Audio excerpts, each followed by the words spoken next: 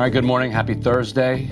Welcome to Breaking Points. How you doing, Emily? Doing well. We're on the cusp of the 4th of July, so that's great news. We are, all right. So today's program, we're going to start the big, beautiful bill, which I guess Chuck Schumer changed the name, but we're still going to call it that anyway because we don't have any other name for it. Trump's bill. Yeah. Let's go with that. I guess Trump's bill is, as we speak, cruising towards passage. There's Hakeem Jeffries is speaking, and there's all kinds of kind of parliamentary stuff that they're tying up, but it's going to pass, so that's going to happen. Yeah, Mike Johnson secured the votes. He did some arm twisting into the wee hours of the morning, 4 a.m. Scott Perry had to drive back to Pennsylvania to get new clothes after vacation, and Yeah, but he's like York, so that's like, people commute from York practically. Yeah. So we'll be joined by Will Chamberlain, kind of a MAGA man about town, right? Sure. One of the leading MAGA kind of figures in Washington, I would say, who's going to kind of tell us why this is actually a good thing that this is happening. Yeah, we're absolutely going to hear from Will about why the right is absolutely happy about what's happening right now. Which I'm glad, because it's one of those moments where I just genuinely don't understand it. I usually disagree but understand. Now I have no idea why they like this thing. But I'm looking forward to hearing from Will on that. Then we're going to be joined by Jeremy Scahill, who's been talking to sources within Hamas and other resistance organizations about their response to Donald Trump's new ceasefire proposal. We'll get details from him on that. After that, we're going to bring in Mehdi Hasan. We've got 3 guests today. He's going to be in the studio. There's been this bubbling scandal for a very long time where the BBC commissioned an extraordinary documentary on Israeli attacks on the medics and doctors and the medical community in Gaza, and has been refusing to air it. It finally aired on Channel 4 after they just said, fine, we are not, fine, you can take this somewhere else. We are not running it. Mehdi Hasan bought the global rights for it, for Zeteo. And so we'll play a little trailer from that, talk about the scandal, talk about how that whole thing came about. We've got an update on Alligator Alcatraz. That's right. And Kilmar Abrego Garcia as well, his case. There's news out of that one. Plus, we're going to talk about Zohran Mamdani's response to Donald Trump saying he's going to arrest him and deport him, and how it kind of points a way for Democrats to be a less awful party. Yeah. And a party that you could actually imagine being excited about. It's just a really interesting topic to be able to talk to you about after you've written books on this exact topic. Yeah, it's nice to see it flourishing a little bit. Yeah. So we'll get into that, and then we will cover what happened in the Diddy trial yesterday, where he was acquitted on 3 counts and found guilty on 2 of the less serious counts. So a lot to talk about today. Let's go ahead and start with the one big, beautiful bill, which, as we are sitting here right now, is really on the cusp of passage because House Speaker Mike Johnson wrangled his conference. A lot of the Freedom Caucus fiscal hawks did not want to vote on the bill. They didn't want to vote on the rule. They didn't want to vote on to open debate on the bill, which is a parliamentary procedure you have to do to ultimately vote on the bill. And they are not happy that they're being forced to come to the table on this. So Mike Johnson and his conference have been doing intense math, trying to make sure, they literally had to wait for one member, Scott Perry, to drive back and forth from the York area, as Ryan points out yesterday, for his vote. He thought he had more time to go get a change of clothes because he came in after vacation. And this is happening at between 2 and 4 in the morning. So pour one out for the Capitol Hill press corps. There's a Nordstrom rack here in D.C. he could have gone to. Yeah, I was sort of confused about that. Mike Johnson also said that he would have loaned him clothes, so all kinds of wild stuff going on. That was a story. He had to go home for some other reason. It looked like the bill was actually on track to fail for a brief moment late last night, around 10:30 p.m. It looked like Johnson had lost the votes, but after Trump and Johnson were twisting arms all night, they now have the votes. So, and now Hakeem Jeffries gets what's called a golden hour, where he can talk endlessly. Yeah. And so I think he's in hour 3. It's a real treat for everyone. Of his speech now. But when he runs out of steam, then, and maybe he'll just speak for 40 years, but at some point he will run out of steam, and then they will put this on the floor and they have the votes. He ran out of steam 2 years ago. To pass it. So should we roll some clips first, and then bring in Will? Yeah, let's get Will to react to. We'll start with this clip of Jim Jordan. So a bunch of members were brought to the White House yesterday where Donald Trump was working to convince them to vote for the bill. They had a lot of reservations on it just 24 hours ago. So here is Jim Jordan of Ohio on how they got to passage. I do want to ask you, in that context, it is Freedom Caucus members who are very concerned about this bill. I'm old enough to remember when, if there was a bill on the floor that added this much to our debt and deficit, I cannot imagine you would have been happy about it in those years. And yet, you have been approaching this a little bit differently. What is your message to your colleagues in that group right now? Look, we all wish it'd save more money, but this is a good bill. And I tell people all the time, it's a good piece of legislation because every single Democrat hates it. And the reason they hate it is because this bill actually empowers Americans. It empowers families. It cuts their taxes. It keeps their taxes low. It says to the hardworking people who are working and getting tips, we're not going to tax those tips. It says to parents, we're going to give you school choice in our tax code. It says the border that's now secure under President Trump, we're going to allocate resources to keep it secure. And maybe most importantly, or as importantly, is it says to hardworking American families who are paying for all this government, for people who are getting a benefit in the welfare system, if they're able-bodied adults, guess what? From now on, they're going to have to work. So I think it's good for all those common sense, fundamental Republican principles. That's why the Democrats don't like it. While it doesn't cut enough spending, I get it, but we got small majorities, and this is probably as good as it's going to get. So I am certainly for this piece of legislation. Okay, so Speaker Mike Johnson also addressed the, let's say, imperfections from a conservative perspective in this bill. We can go ahead and roll A2 here. We can't make everyone 100% happy. It's impossible. This is a deliberative body. It's a legislative process. By definition, all of us have to give up on our personal preferences. I never going to ask anybody to compromise core principles, but preferences must be yielded for the greater good, and that's what I think people are recognizing and coming to grips with. Now, not all Republicans had to have their arms twisted to vote for this bill. Nancy Mace documented her journey. We can go ahead and roll this footage that she posted from South Carolina up to D.C. She got caught up in the same travel stuff that Ryan and I got caught up in, but she rented a luxury Sprinter van and went to Waffle House and Wawa and wore pajamas everywhere and posted this wonderful video of her pumping gas and buying Red Bulls so that she could get up in time to vote for the bill. And I think, Ryan, on that note, this is a good time as any to bring in Will Chamberlain of the Article 3 Project, who is going to talk to us a bit about how the right is seeing passage of this bill, interpreting passage of this bill, why so many people, Nancy Mace included, are actually very happy about the bill, unlike the sort of reluctant folks like a Chip Roy. So, Will, first of all, thank you so much for joining us. Oh, always great to be with you. Now, anytime you have like a reconciliation bill, Mike Johnson is absolutely right. Not everybody is going to be happy with every part of the bill. You have to get your whole conference together. That's everyone from Susan Collins to Chip Roy, and that's no easy feat. Obviously, they ended up losing Susan Collins, but kept Murkowski, needed to keep Murkowski. J.D. Vance cast the tie-breaking vote. So tell us basically, give us your sort of big take on why passage of this bill that'll now be on Donald Trump's desk by that 4th of July deadline, why you see that as a big win. I guess you can fit it into two big buckets, both of which are core parts of Trump's agenda, immigration and tax policy. So on the immigration side, I mean, this is a 20 times increase in total funding for immigration enforcement, 10 to 20 times, massively increasing the budget of ICE, massively increasing, spending $45 billion to build the wall, spending another $45 billion on detention space. I mean, I remember having, knockdown, drag out fights over getting $4 billion to build the wall via national emergency funding in the first term. Congress wouldn't even breathe on it. And now we're going to get 10 times that to solve what has been a major priority of the MAGA movement since its inception.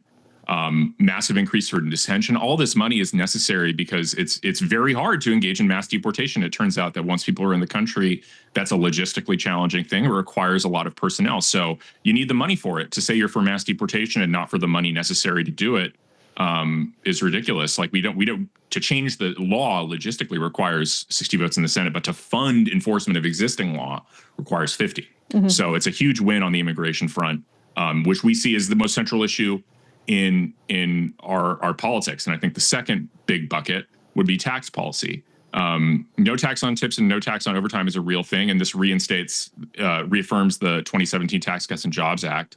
In the absence of this, you'd have a massive tax hike for everybody.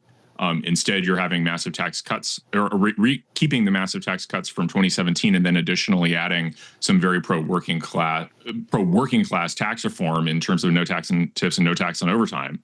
And to the extent there are decreases in benefits related to work eligibility, well, it seems kind of obvious that if you're also massively incentivizing work by making sure that people get more take-home pay from their work, you're sort of creating the incentive structure that I think kind of pro-working class Republicans want, which is we want people who are going out there and working to get rewarded. We just don't want, it's like J.D. Vance talked a lot about this in his book. He thought you need to reward the working class for going to work, but not reward staying at home doing nothing.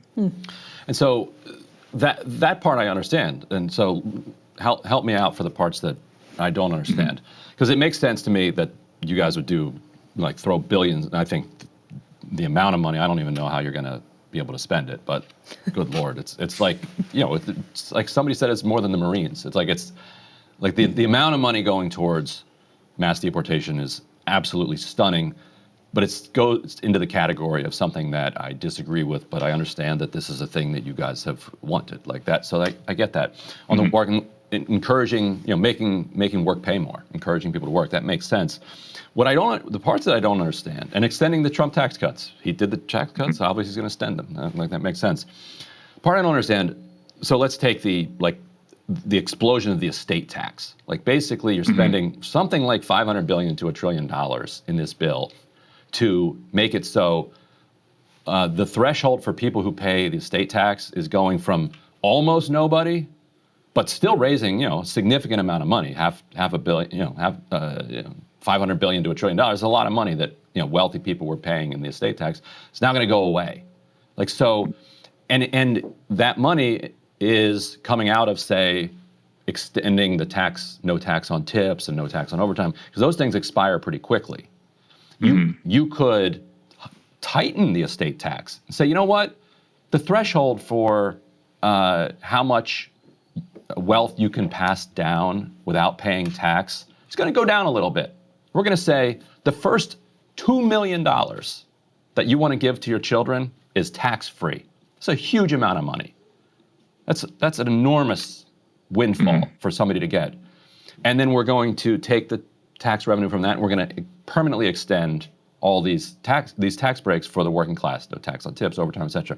Instead, they blow out the estate tax, tons of money for Bill Gates' kids, but they make the working class part tight. Why do that? Well, I mean, from a political perspective, I assume that was necessary to get some votes in the Senate, right? That's my default assumption, because that's not the core policy drive for Trump and the Trump movement is the immigration and the working class tax cuts. And so, but that the MAGA movement is not completely reflected in the Senate, as we've seen for the last decade. So I think if you're asking from the political perspective, why are these things that seem in tension with the core Trump policy priorities in the bill? It's like, well, we have a 3-seat majority in the Senate and effectively a 2 or 3-seat majority in the House. So, we have to give a little, get a little. Got it. What about the energy part? Like, I understand that Republicans in general kind of just think clean energy is icky, like that it's problematic for reasons. But over the last year, like 2/3 of new energy production was clean energy, was batteries, wind, solar, and we need, as a country, to continue the expansion of the supply of energy if we're going to compete against China. It's Elon Musk's argument. Yeah, whether it's Elon Musk's argument, and also common sense. Like, you need energy to power your growing economy, whether it's clean or dirty. Why go after the energy industry this way? It's because it goes beyond taking subsidies away. It adds taxes, it adds regulatory burdens, it adds all of these obstacles that make it so that clean energy manufacturing and energy manufacturing is made more difficult by this bill. So that's one of the parts where I'm like, who's for this? Because like big tech needs energy, consumers need energy, they don't want to pay more. Like, who's the constituency and what are the politics that drove that? And then we can do Medicaid, because I know you got to go pretty soon. So I'm not a huge expert on energy policy, I'll be frank. But there's a guy, Alex Epstein, who had some good posts on this yesterday. My understanding is that it's a kind of technocratic argument about what you have to do in order to ensure that your project gets subsidized and stays subsidized, like how quickly it gets on the grid. And if I recall his post correctly, like don't hold me to this. Somebody will have to go, check my work here. But his basic argument was that it's, the question is like, how quickly does your solar thing have to be operational in order for you to get the subsidy? And they were trying to reduce that time to ensure that these projects actually were getting done and adding to the grid.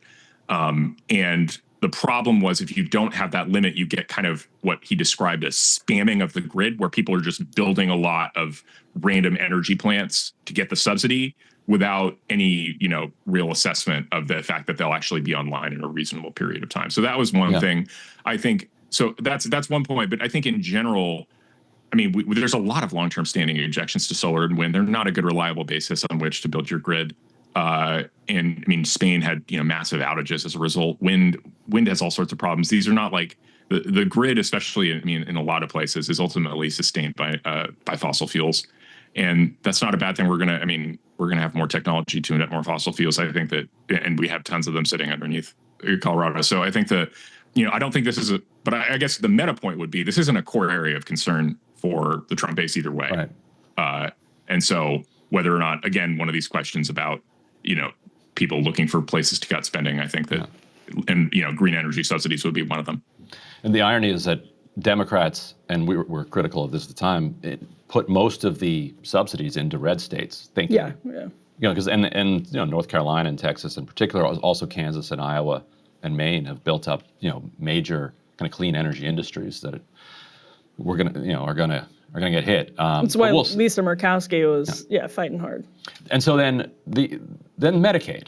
Yesterday, Trump has a bunch of Republicans over at the White House, and he's waxing to them about how you keep your seats, and he says the way not to lose elections is, he repeats his mantra that he's said so often over the last 8 years: don't touch Medicaid, Medicare, and Social Security. And one of the members in the room is like, bro, we're touching Medicaid in this bill, not just touching it, torching it, like massive cuts. I guess so why? Like, why do that? Well, this is my understanding of the Medicaid changes, are that it's a work requirement. If you're able-bodied between the ages of 18 and 65, you need to be working 20 hours a week to get Medicaid, which is, I think, right. And there are exceptions, obviously, if you're like caring for minor children or something like that, or you're disabled, obviously. But I think as a default policy idea, that sounds right to me. I don't think that able-bodied people should be getting free health insurance from the state. That seems wrong to me. If they're not, that's not what, we don't have socialized medicine. That's easy to sell. But it goes so much further beyond that. Basically, what it does is it readjusts the various formulas so that it's going to massively reduce the amount of funding that is going to go to states, and also to food stamps, to SNAP, and it's going to increase the amount that states have to put in.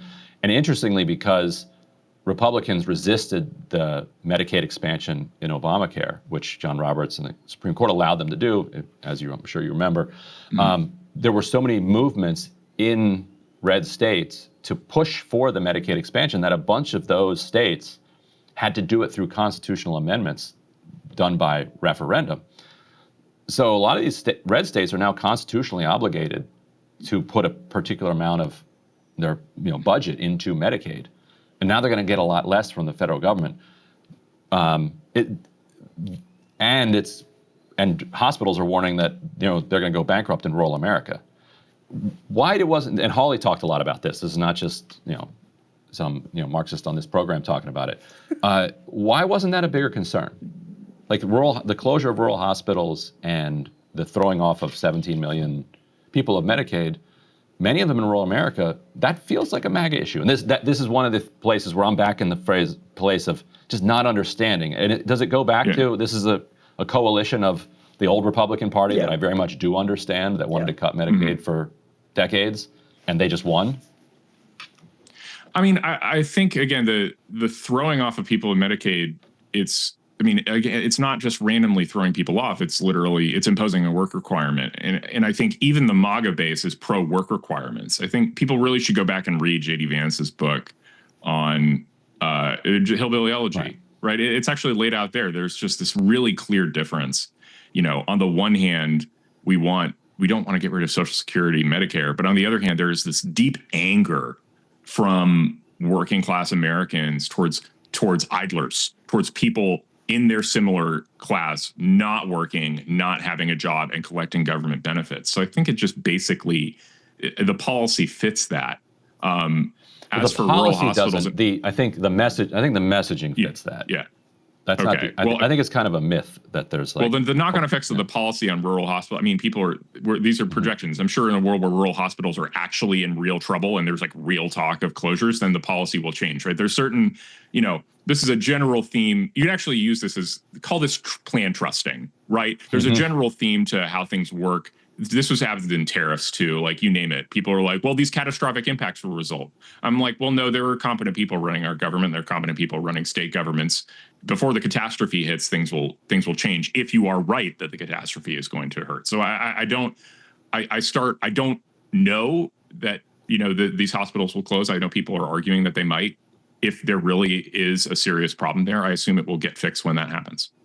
So it's like that. So that I understand. It's like basically we trust Trump, that he's going to do good by us.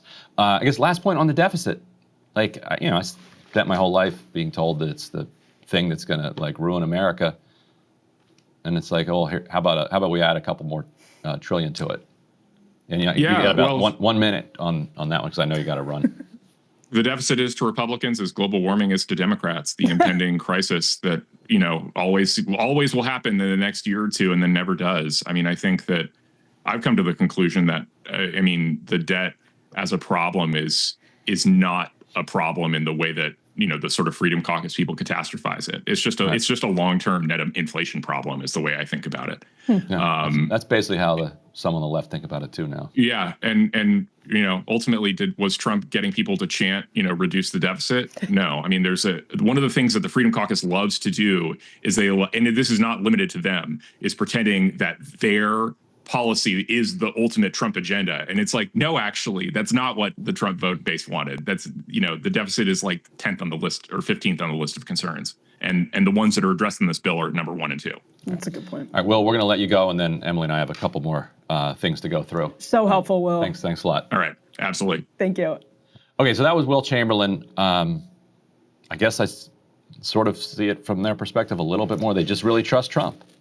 I'm not saying that's rational. But you trust Trump. Like the idea that you've got a bunch of people that are saying like, hey, there have been a ton of rural hospital closures already. And you've got people saying, if you do this Medicaid provider tax, you kick these other people off Medicaid, these hospitals are going to close. And the counter is, I trust Trump. Well, but this is also an interesting point that based on what Will just said, if you don't think there's a problem with spending overall, that this is, or at least that it's not an urgent, pressing problem. Why cut Medicaid? Well, that's what I was just going to say. Yeah. Then why make these sort of just tweaks to a program that MAGA, as Steve Bannon has said, MAGA loves Medicaid, MAGA is on Medicaid. Why do that to sell tax cuts that will benefit everyone across the entire, these tax cuts will benefit everyone across the entire spectrum in the short term.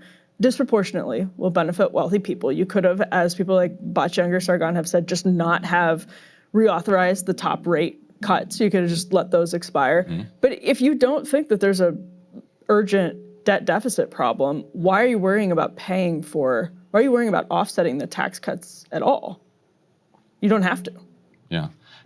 I guess it goes back to the Republican Party still being somewhat controlled by, or at least having to deal with. It's like 1% wing.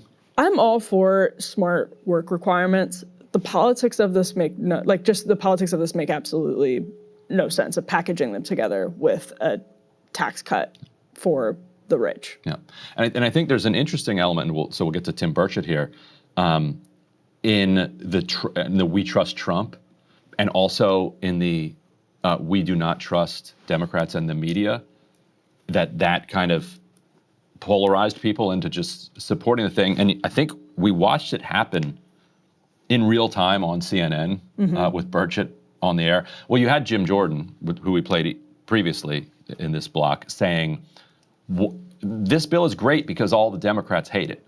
Like, so that's right there. That's just explicitly polarization. Like, Democrats don't like it, therefore it must be good.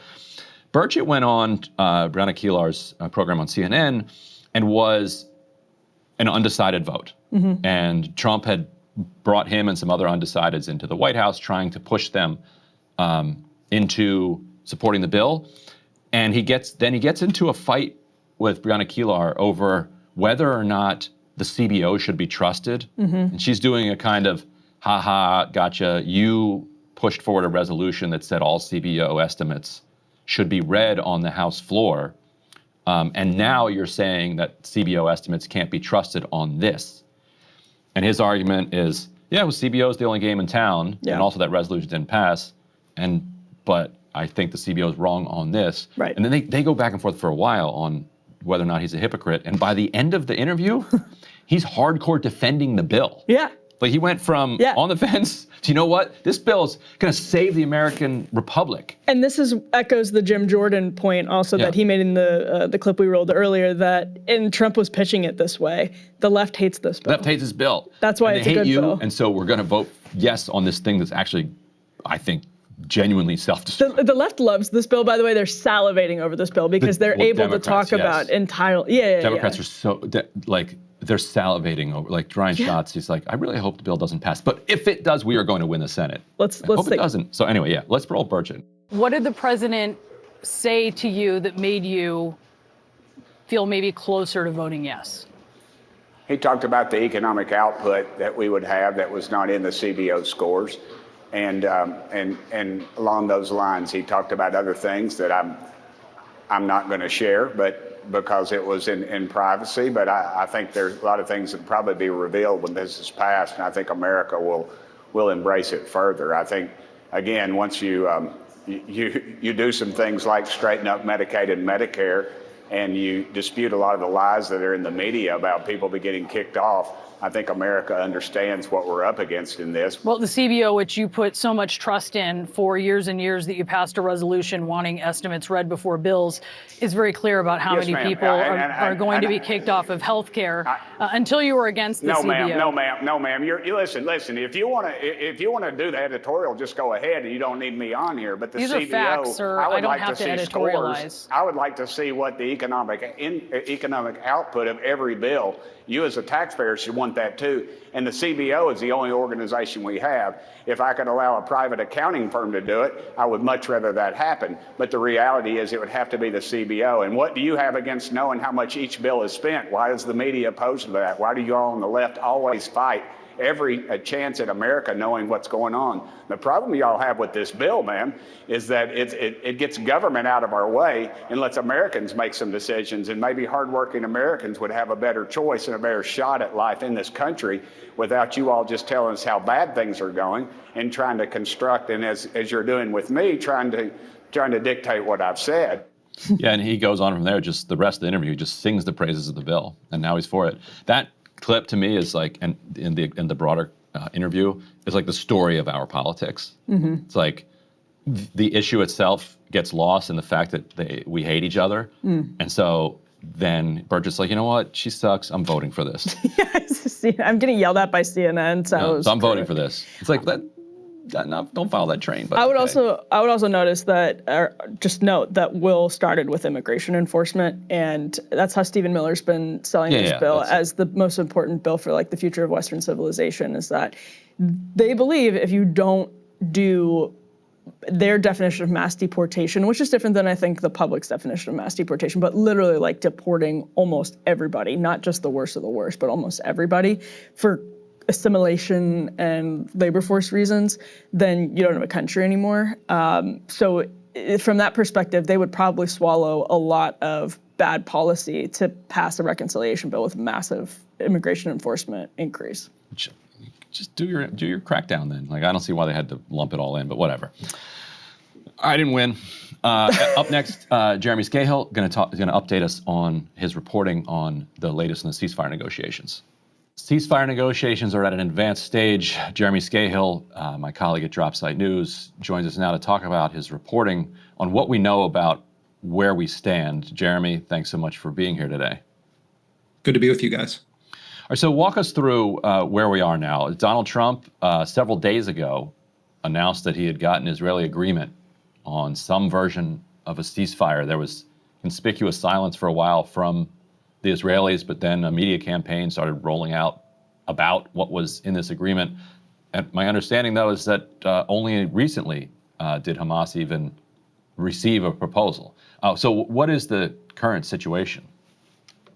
I mean, Trump is riding really high on what he perceives to be an ultra successful military campaign against Iran. And, he's had his own, series of kerfuffles in Washington over how much damage was done to Iran's nuclear program. But clearly he feels empowered now to try to keep the ball rolling with his own agenda in the Middle East. And what we've seen happen throughout the Trump administration is, on the one hand, Trump messages that he wants all these wars to be brought to an end.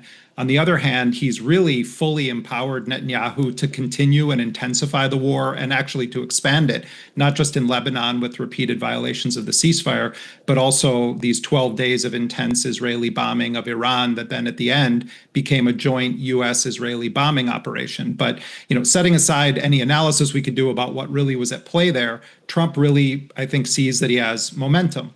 And so what happened is that earlier this week, Ron Dermer, who is Netanyahu's point person and really kind of like his Roger Stone of sorts, his political hitman, he arrives in Washington, D.C. for talks with a series of Trump administration officials. And what I'm told by sources is basically they concocted what they felt would be kind of the final ultimatum that would be delivered to Hamas by regional mediators from Egypt and Qatar, saying, this is your last chance to make a ceasefire deal. You saw the kind of power that we unleashed in Iran. Now is your time to do it.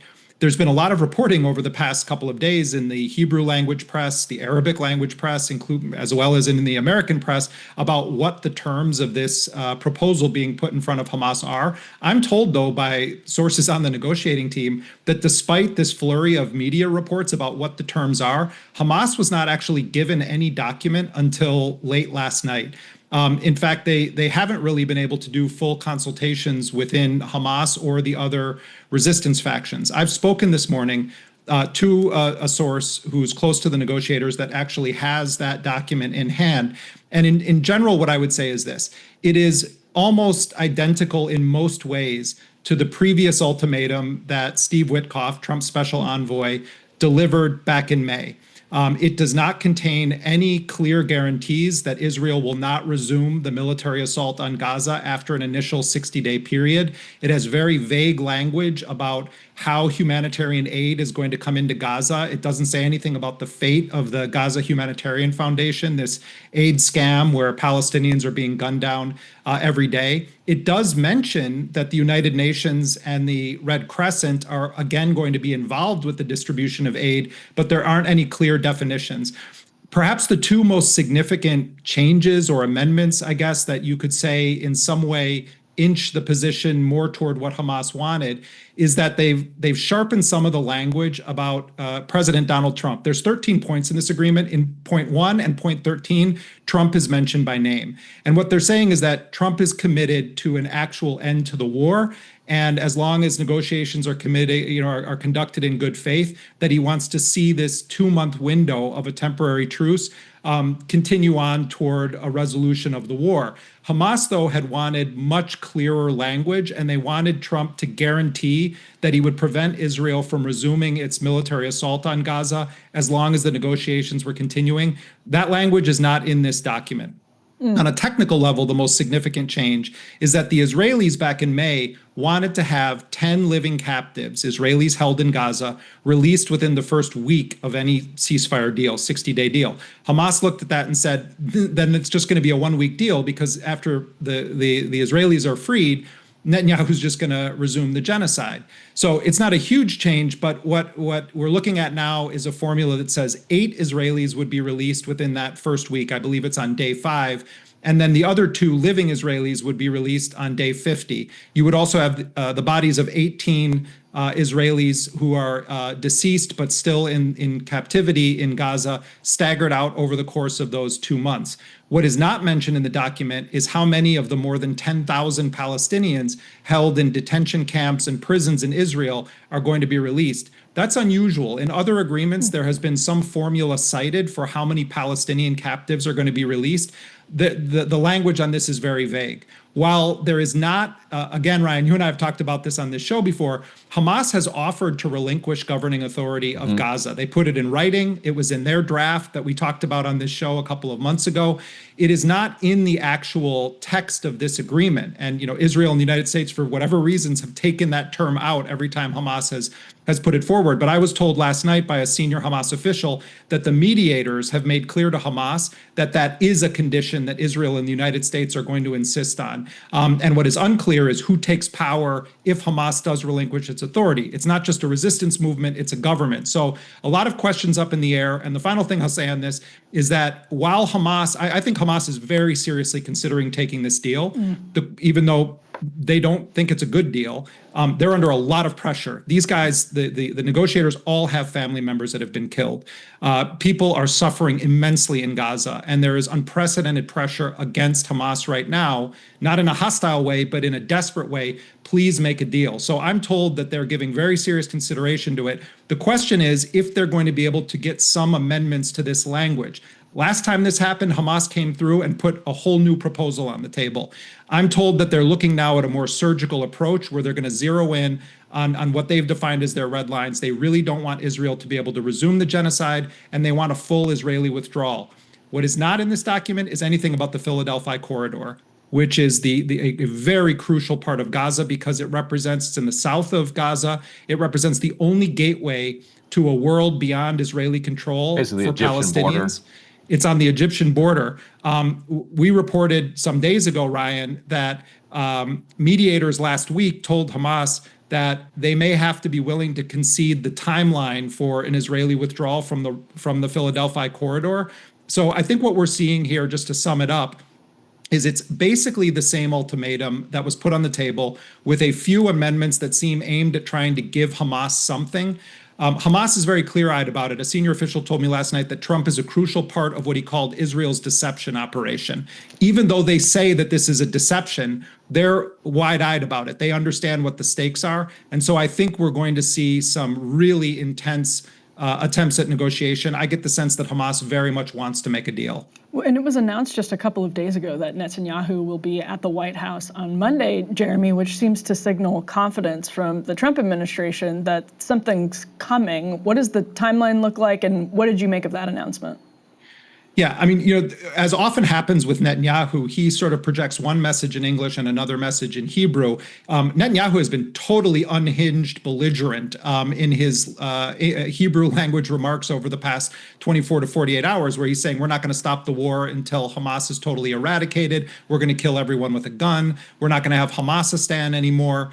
On the other hand, what we're hearing is that Trump really wants to kind of put on a show with this. I think he wants to make a big announcement when Netanyahu is in town. Also, we can report based on Israeli media accounts from well-connected journalists that there is talk again of another side letter, a secret side letter that Trump apparently has told the Israelis he will give them, saying that they can resume the war in Gaza if Hamas does not leave power and disarm.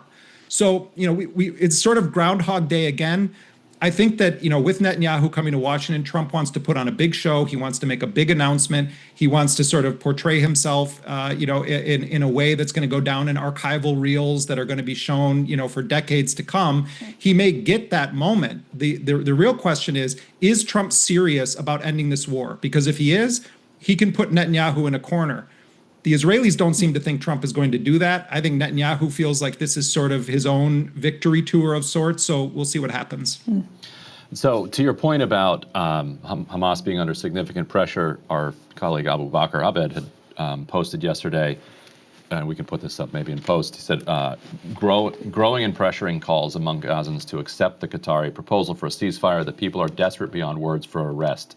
60 days can offer a huge source of relief and respite from the ongoing Holocaust. It's better than nothing. I hope it will happen. I think it's a good representation of the desperation at play here, despite the fact that Abu Bakr and everybody else understands that it could be just 50 or 60 days, and then he resumes it again. Like, how confident? Like, how? Like, what's the confidence level among people that actually, that okay, we'll take it because it's 50 days of peace, or even let's say 60 days of peace. But like, how certain are people that Netanyahu will actually just use that side letter and go right back into war, yet are considering it anyway? I mean, I think a lot of this also boils down to Donald Trump's relationships with leaders in the Arab world. Clearly, Qatar, Egypt, others want this to be brought to an end. They haven't, ever raised the prospect of using military force to end it, but it's quite clear, that Trump has deepening relationships with Saudi Arabia. He wants to push forward with his so-called Abraham Accords and get potentially Syria or Lebanon to join on. Saudi Arabia would be the big prize. So, there is some motivation for Trump to try to make this thing stick. But at the end of the day, I spoke to a source close to the negotiations right before I spoke to you guys. And what he's saying is, look, they realize that after 30 days or 60 days, the Israelis could resume this genocide. But from their perspective, they still would have cards. They would have 10 living Israeli captives. They would have about a dozen or so bodies of deceased Israelis. They don't feel like they would have depleted everything they have, but they will be giving up half of what they view as the only negotiating assets that they have. I really get the sense that they feel like they need to make a deal right now. So I think we're going to see a last-minute flurry of activity where they try to get some concessions or even get a side letter of their own from the White House, which I've been told by sources is a possibility, saying like, look, we can't put this in the real deal, but as long as Qassam brigades and Soraya al-Quds are not firing on the Israelis, meaning that they're not the ones breaking the ceasefire, and as long as you are negotiating in good faith, Trump is committed to making sure aid flow continues beyond 60 days and that the Israelis are not going to resume a full scorched earth bombing campaign. I think Palestinians are in an unspeakable situation right now. The level of desperation is off the charts. The entire society is being slowly strangled to death. And these guys negotiating this deal, as cartoonishly as they're portrayed, they're not immune to it. Some of them, their mothers have been killed, their brothers have been killed, their children have been killed. We think of them as in a cartoonish way, but actually, as Adam Bowler, after he met with Hamas, said, they're human beings too. So I think what they're trying to do is get the best deal they can get that doesn't surrender the cause of Palestinian liberation, and that's why they fought so hard to get that withdrawal and a commitment that the genocide won't be resumed. Right. Well, Jeremy, thank you for your reporting on this, and thanks for joining us. We'll certainly continue to follow it. Thank you, guys. Israel's ongoing assault of Gaza has led to a radical transformation of views when it comes to Israel and Palestinians. Harry Enten of CNN has shocking poll numbers. Who Democrats sympathize more with, Israelis or Palestinians? In 2017, the Democratic Party was a pro-Israeli party. Look at this. They sympathized with the Israelis by 13 points, more with the Israelis than the Palestinians. But look at this sea change. Now Democrats sympathize more with the Palestinians by 43 points. Oh, my God. That is a change in the margin of 56 points over the course of just 8 years. So all of a sudden, it's the pro-Palestinian position that actually reigns supreme in Democratic politics, not the Israeli position. Now, you see this among Democrats overall, right? But we know that Mamdani's base was younger voters within the Democratic Party. And so I want to break it down with younger Democrats. Correct. So take a look here. Who age 18 to 49 Democrats sympathize more with, the Israelis or the Palestinians? Again, in 2017, younger Democrats sympathized more with the Israelis by 14 points. Look at this shift now. Palestinians, they sympathize more with the Palestinians by 57 points. That is an over 70-point shift in the margin in just a matter of 8 years.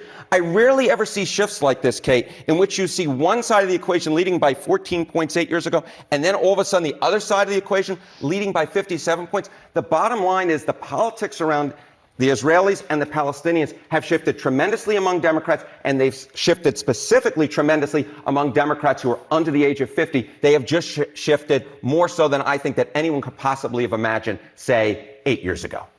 Yeah, so Emily, that is a major swing. Yeah. And I'm not shocked that there has been a shift. You can kind of watch it happening in real time. But a 70-point swing among young voters, and by young he meant under 50, which I'd be young, and I don't consider myself young. Congratulations on your newly rediscovered young, youth. according to Harry Anton. But across the board, a massive shift. How much of and we're also seeing a shift in the Republican Party. Yeah, young, so particularly if you add that young. in, particularly among young voters. Yeah. So how do you think this kind of reshapes the way that this issue affects our politics? Well, I mean, you've written so extensively about AIPAC, and I think we're seeing, and also like the Jonathan Greenblatts and the Anti-Defamation League people, we're seeing a complete freak out because they coasted off America's good vibes on Israel for a really long time, especially inculcated in the minds of so many Americans after 9/11. Don't need to debate the reason, but obviously there was just an immense sensitivity to radical terrorists in the United States in those years, and so it was much easier for them to frame Israel as a sort of good versus bad Manichaean dichotomy. Like it just was, they took for granted how easy that was. So now you see their freak out trying to paint people like Rameza Ozturk as Hamas sympathizers. And I don't think— tough student who was recently released but jailed for the op-ed. Right, yeah, that was just like snatched off the street by masked, apparently ICE agents. And so anyway, all that is to say, they have a lot less power than they used to, and that is going to materialize, I think, in the next couple of cycles as politicians who take their money realize it's not as helpful for them to be taking the positions that they need to in order to get the money. And I don't know that that'll show up right away, but I think the polling is pretty clear that it's already showed up, but I don't know how powerful it'll be as an electoral force in the next 4 to 8 years, but it is going to be a powerful electoral force. They've lost the public support that they coasted off of. Yeah, and I think some of this is a backlash to AIPAC and the pro-Israel lobby kind of interfering in democratic politics in a way that has not done them favors. And so in my last book, The Squad has this history in it. So that poll started in 2017. 2018, you get The Squad elected. Rashida Tlaib and Ilhan Omar in particular becoming first two Muslim women to serve in Congress. And in early 2019, Democratic Majority for Israel, DMFI, formed as basically an offshoot of AIPAC by AIPAC supporters and AIPAC consultants, specifically to push back against Tlaib and Omar. Right. That was that's why they rolled out. They said that they were seeing a current of what they called anti-Israel sentiment within the Democratic Party, and they were going to spend enormous amounts of money to suppress that. If you look at the numbers since then, DMFI and AIPAC have been engaged in the greatest failure of political operations, like ever. Like what an absolute catastrophe for them. If their goal was to do the thing they set out to, they instead did the opposite. So they launched in 2019. The first candidate they ever spent money against, actually, was Bernie Sanders in Iowa. They then spent enormous amounts of money defending this guy, Eliot Engel, who was the chair of the Foreign Affairs Committee in the House, who was being challenged by Jamal Bowman. They spent millions of dollars against Bowman, and Bowman beat him and knocked him out anyway. And so what they concluded from that 2020 cycle was that they had not spent enough money. And so DMFI raised more money for 2022. AIPAC itself launched its first ever super PAC. It had never had a super PAC before. They had always just done small contributions of maxing out directly to to candidates. And buying goodwill with trips and those sorts of things. Goodwill with trips. And then if you cross us, we will fund a primary challenger and we will take you out. And you only have to do that a couple times. And then everybody else is like, okay, don't care this much about that issue.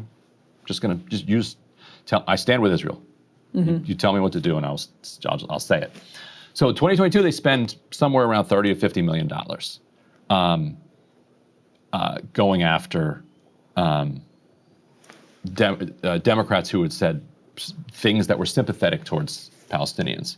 And they succeeded. They spent like $7-8 million stopping Donna Edwards from coming back to Congress. Because in 2009, she had voted against some, 2008, there was another Israeli war on Gaza. She had voted the wrong way on one resolution. And so they were like, they spent $7 million to stop her. They spent many millions of dollars in like North Carolina to stop this city council candidate, Nida Alam, from becoming a member of Congress. She famously had been friends with there were 3 or 4 Muslim students, if you remember, in Chapel Hill, who were killed in like this brutal hate crime, killed because they were Muslim. And she then got into politics as a result of that, was city council member and was trying to go to Congress, would have won, ended up losing by like 2 points because they spent like $7 million against her. Then in 2024, and so across the board, they really blunted the growth of the squad like politicians. 2024, they spend $20 million against Jamal Bowman and knock him out, and $10 million or so against Cori Bush, knock her out, and spend $100 million in primaries across the country in the Democratic primaries, making sure that nobody is critical of Israel. And so they were effectively able to beat a decent number of candidates. Like the Democratic caucus would look different when it comes to Israel-Palestine than it does now, if not for all of this spending.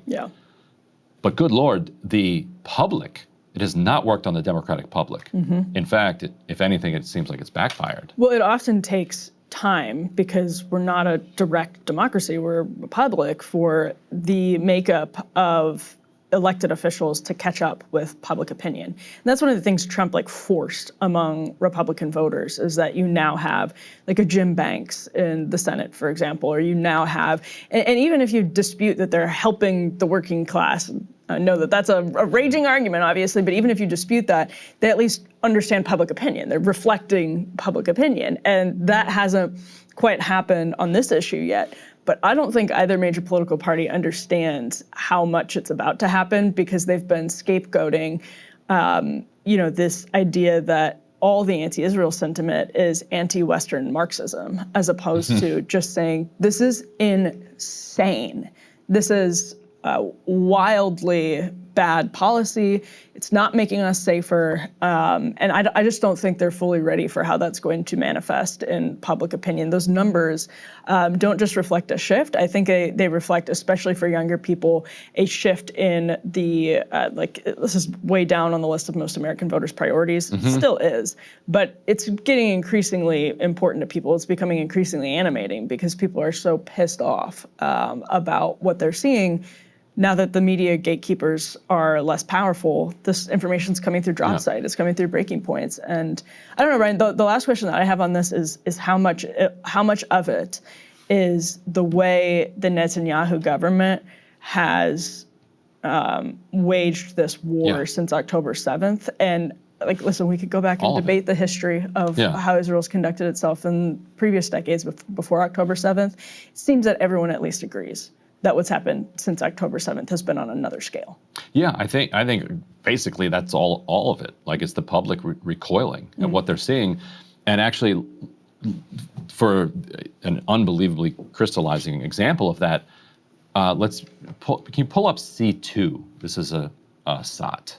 What appear to be heavily armed American security contractors at one of the sites discuss how to disperse Palestinians nearby. Yeah, got IDF tank posted on the northwest corner now. I brought him in and talked to him. There's two chauffeurs. I told him to hold there. I don't want this to be too aggressive. At that moment, bursts of gunfire erupt close by. At least 15 shots.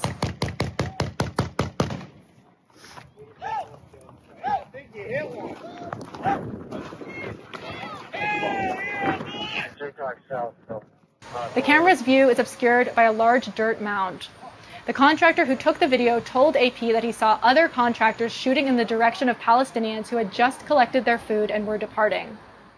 That's video obtained by the Associated Press that was posted yesterday, along with a long investigation into allegations from American consultants working with the Gaza Humanitarian Foundation, who say that what the Palestinians have been saying and what Haaretz has reported recently is true, that people connected to GHF have been firing at aid seekers. And what you heard in that video was 15 gunshots, followed by, I think you hit one, and then, yeah, hell yeah, boy.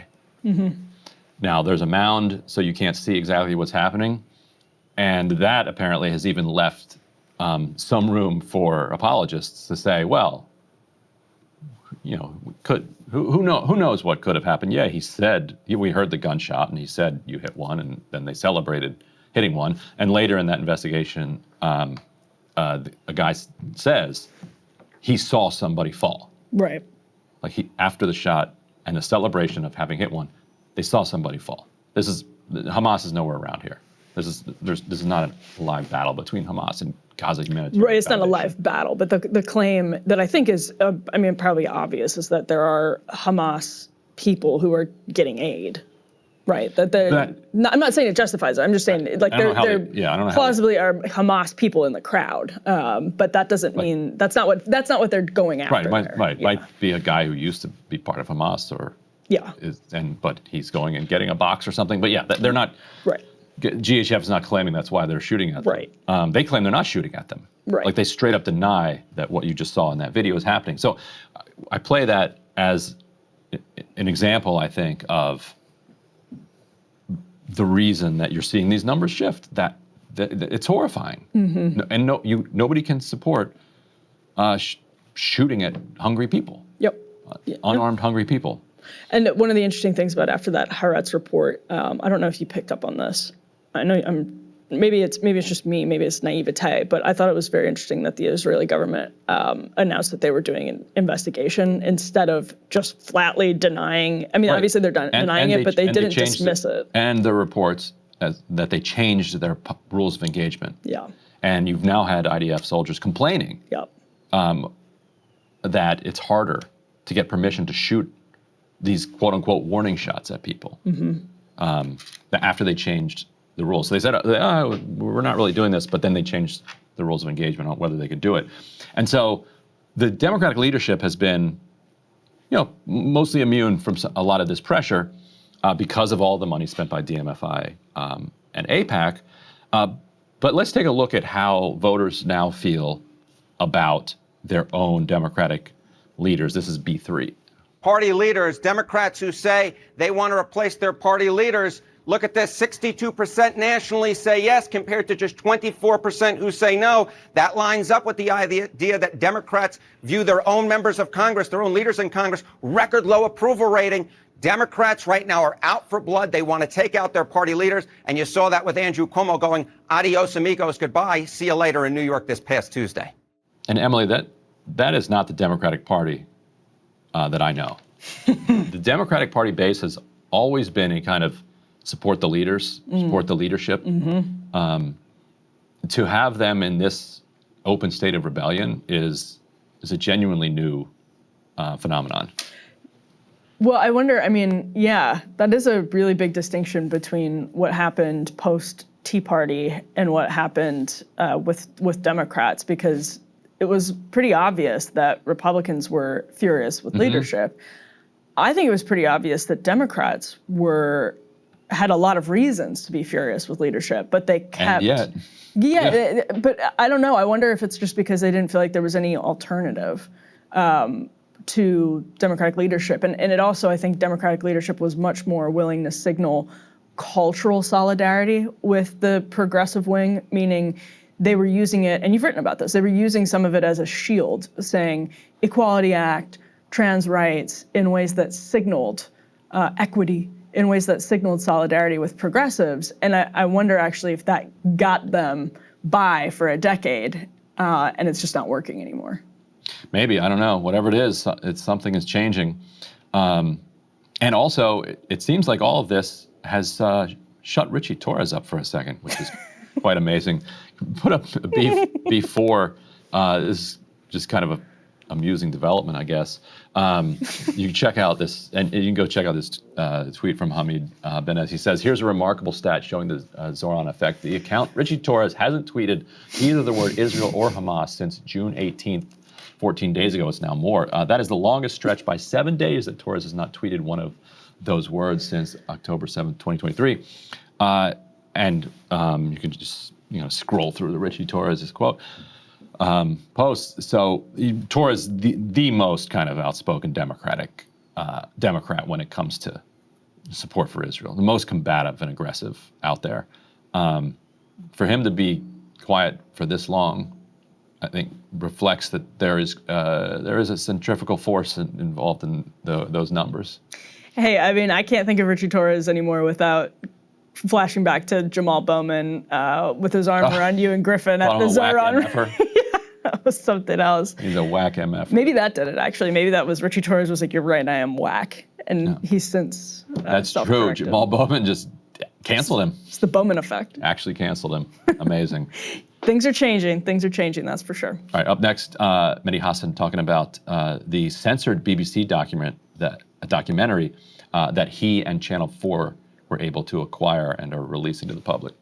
For the past many months, the BBC has been embroiled in a controversy in which it has been refusing to air a documentary that kind of took on a life of its own inside the organization, as the journalists there have been demanding to know what happened to an investigation that the BBC had commissioned into Israel's war on medical professionals and the entire kind of medical community inside of Gaza. That controversy now resulted in the documentary being acquired by Mehdi Hasan and Zeteo News for its worldwide distribution, and by Channel 4 inside the UK for its UK distribution. So Mehdi's joining us now to talk about this documentary and also the process that led up to it being censored and now being finally released last night. Mehdi, thanks so much for joining us. Thanks for having me. And I wanted to start just by honoring several of the medical professionals who have been killed in this genocide. If we could put up, I believe it is C3, Dropsite posted this yesterday. This is a picture from a graduation ceremony at the Faculty of Medicine in Gaza. 4 of the people that you're looking at in this photo, Dr. Omar Farwana, who was the Dean of the Faculty of Medicine, Dr. Adnan Al-Bursh, who was head of orthopedic surgery at Al-Shifa Medical Complex, Dr. Rafat Lubad, who was the head of internal medicine at Al-Shifa, and also then this week was the killing of Dr. Marwan Al-Sultan, who was the director of the Indonesian hospital and a cardiologist. So in that photo, 4 of them have been assassinated, several targeted at their homes, not collateral damage from attacks on fighters or caught in crossfire. But Mehdi, I want you to talk about the targeting of medical professionals, because that is what I think people don't understand, because it sounds so insane to say it out loud. That it sounds insane to say it out loud. It's I mean, 3 things I think sound insane over the last 21 months, 22 months that we've normalized. One, obviously, is the deliberate killing of journalists, which a lot of journalists in the West have a lot of problem comprehending. The other is the deliberate killing of children, of course. Gunshot wounds to the head, sniper shots, not collateral damage. And of course, the third is the doctors, the killing of doctors, nurses, paramedics, the deliberate targeting and destruction of Gaza's healthcare. And that is what the premise, that was the basis of this film is. And this film, produced by award-winning filmmakers at Basement Films in the UK, made over several months, went through rigorous checks, went through the BBC editorial process for much of it, right of reply, fantastic lead reporter, Ramita Navai, award-winning war correspondent. And they put together this film, this hour-long film, based on eyewitness testimony from Palestinian doctors and survivors, as well as Dr. Adnan al-Barouch, who you just mentioned. He's in this film, but he's since been killed in Israeli captivity, tortured and died in prison, killed in prison, as one of his colleagues says. So you've got eyewitness testimony from Palestinian doctors as to what they have had to endure. We also have an Israeli medic whistleblower in the film who served at Stay Taman, the Israeli gulag, the prison, the black site where they've taken Palestinian detainees to be tortured, raped, killed. So it's all there, put together in the film. And you mentioned, the targeting of doctors, saying it out loud. Perhaps the most powerful moment for me in the film, and we just, I would urge Breaking Point's viewers to go to the Zeteo Twitter feed or Zeteo Blue Sky. We actually put up a clip from the film last night, separate to the trailer, which is one of the most powerful moments in the film, from Dr. Khalid Hamouda, who is a surgeon in Gaza, now in Egypt, who was bombed in his home with his family, a family of other doctors.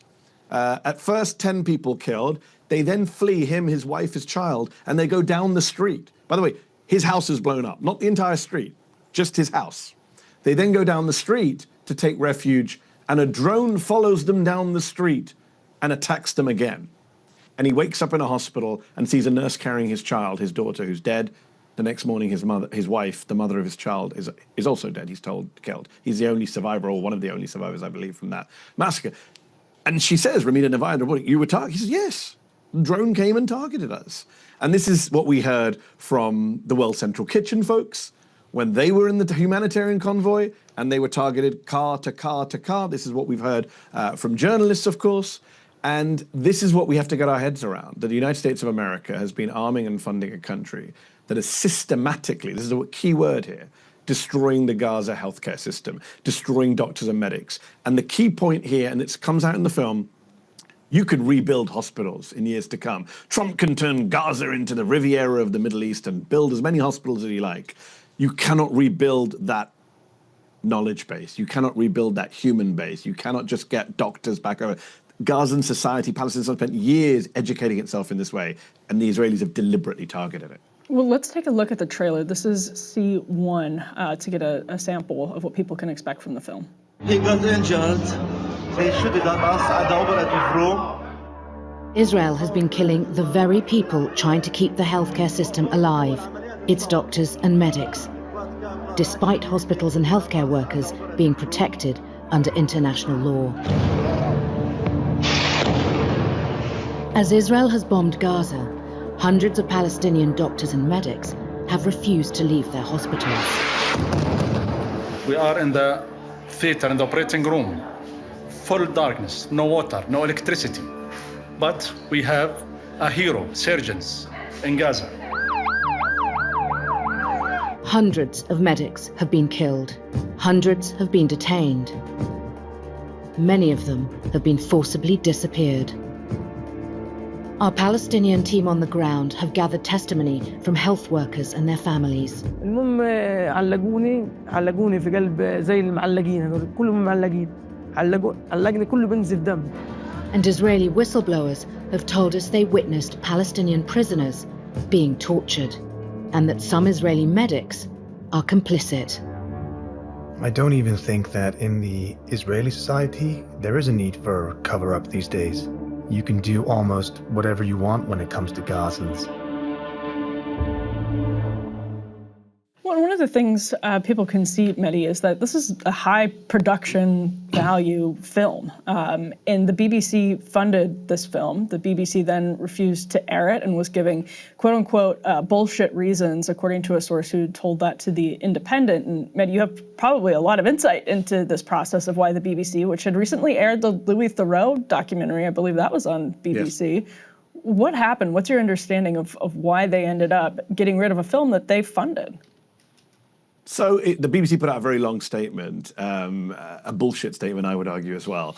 Their argument was that they had this other documentary that they aired on Gaza, which became super controversial, I would argue, for unnecessary reasons. Mm-hmm. It was narrated by a child in Gaza, surviving the war, and it turns out the child was the son of a deputy agriculture minister in the Gaza government, some technocrat, who was then labeled, of course, as just Hamas.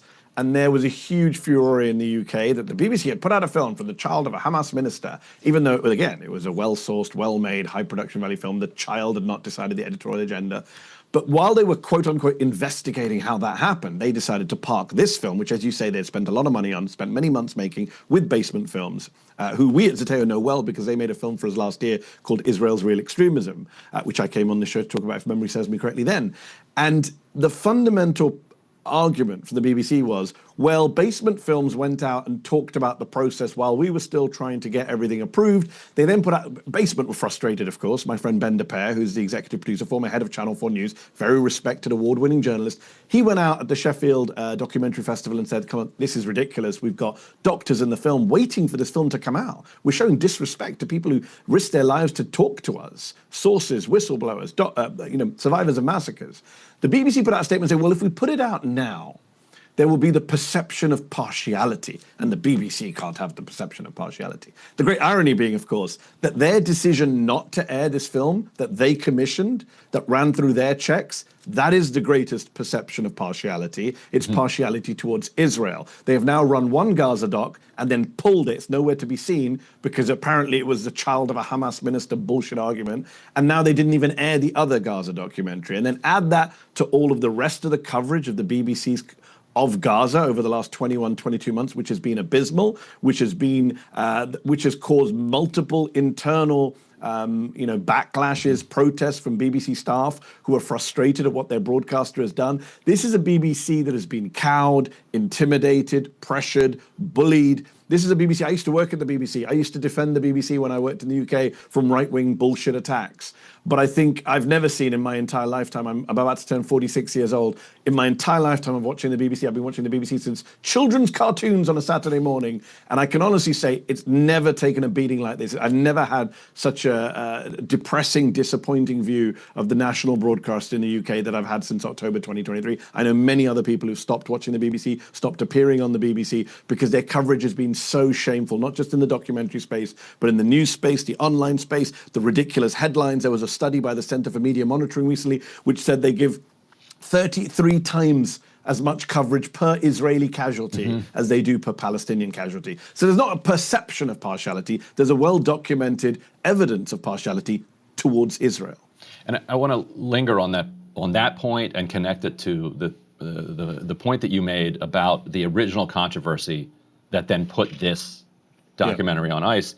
Trying to imagine a world in which a documentary was made about the difficulties faced by Israeli children in the war, which are non-trivial, often headed to bomb shelters, which is absolutely, even if nothing happens, it's traumatizing for a child to have to hide somewhere with their family in the dark, worried that they might get hit by a bomb. Like, that alone is traumatizing. So let's say that the BBC commissioned a documentary focused on the way that the war was affecting children. And then it turned out that the boy's father worked for the Ministry of Agriculture in Israel. And they pulled the documentary and apologized and investigated. Never would happen. And investigated how that could happen. How could you possibly have aired the thoughts of a child whose father works for the Ministry of Agriculture in Israel? That, to me, kind of tells you everything you need to know about the way that the BBC approached this. So how difficult was it to kind of pry this out of the BBC? Or were they like, thank you, Mehdi, like, we're so glad to be done with this controversy? So the heavy lifting was done by Ben DePere at Basement Films, who made this film, sweat and blood in this film, spent a long time in back and forths with the BBC. And, he runs an independent production company. It's very risky for him to pick a fight with one of the biggest broadcasters in the world, which commissions his stuff. So props to my friend Ben, really, for believing in this film and saying, look, I want it out there. Doesn't matter if I screw up my relationship with people. Doesn't matter if I lose money on this. I want it out there. And the BBC did sit on it for a while and weren't going to release it, as far as I'm aware. And eventually they did release it, partly because of Ben's cajoling, partly because I think they just wanted to be done with it.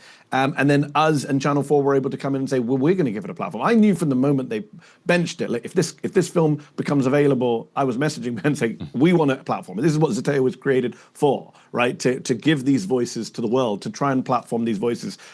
We know, Ryan, you and I, that the right have been arguing about cancel culture for decades, and yet the single biggest victims of cancel culture are Palestinians and supporters of the Palestinian movement and journalism about Palestine and academia about Palestine. And that has been a fundamental issue. We've seen that in this conflict. And I think that was a frustrating issue where the BBC were not airing it and were not releasing it. And the moment they released it, we moved fast, and props to Channel 4, broadcaster in the UK for running it. Because again, Ryan, you say Hamas and everything shuts down. All critical faculty shut down, even amongst smart, liberal, progressive folks. And if you're able to say anything's Hamas, then that's what you're able to throw at it. And I'm sure people will throw that at this film as well. One thing I took great pride in doing was take, the BBC put out a statement saying, this is not our film anymore. That's true. It's not their film anymore. We made a few changes. One of the changes we made is we took out all references to the Hamas-run health ministry. We call it the Gaza Ministry of Health in this film. That in itself is a propagandistic and loaded phrase, as you well know, because it allows people to then cast doubt on the deaths and torture of Palestinians. And we have eyewitness accounts of this film from people who have nothing to do with Hamas about that suffering. Just one quick story that your viewers might be interested in that I heard recently from someone else. You talk about kind of imagine if this was the other way around. A production company, I'm told, went to a major American broadcaster at the start of this conflict, at the start of the genocide, and had a story about a Palestinian family just to kind of followed them around and the suffering they were going through and the number of members of the family had been killed. And the American broadcaster said, we'll run it, but first let us go and find an Israeli family so we can balance it, and we'll run both stories. A few weeks later, they came back to the production company and said, well, we can't find an Israeli family that suffered like the Palestinian family you showed us. Therefore, we're not running your story. Not we'll just run yours, but we won't run anything now because we can't do this fake bullshit balance. Right, and it would have looked worse if you tried to do the balance, because you'd see. So they just dropped the whole thing. Right. This is what happens. Palestinian voices are silenced. Yeah. The other interesting thing about the BBC's position here is they're not disputing any facts in the film or any of the journalism, right, Mehdi? They aren't disputing the quality of the journalism. They're not even saying that it didn't meet their editorial standards, which is a pretty usual excuse.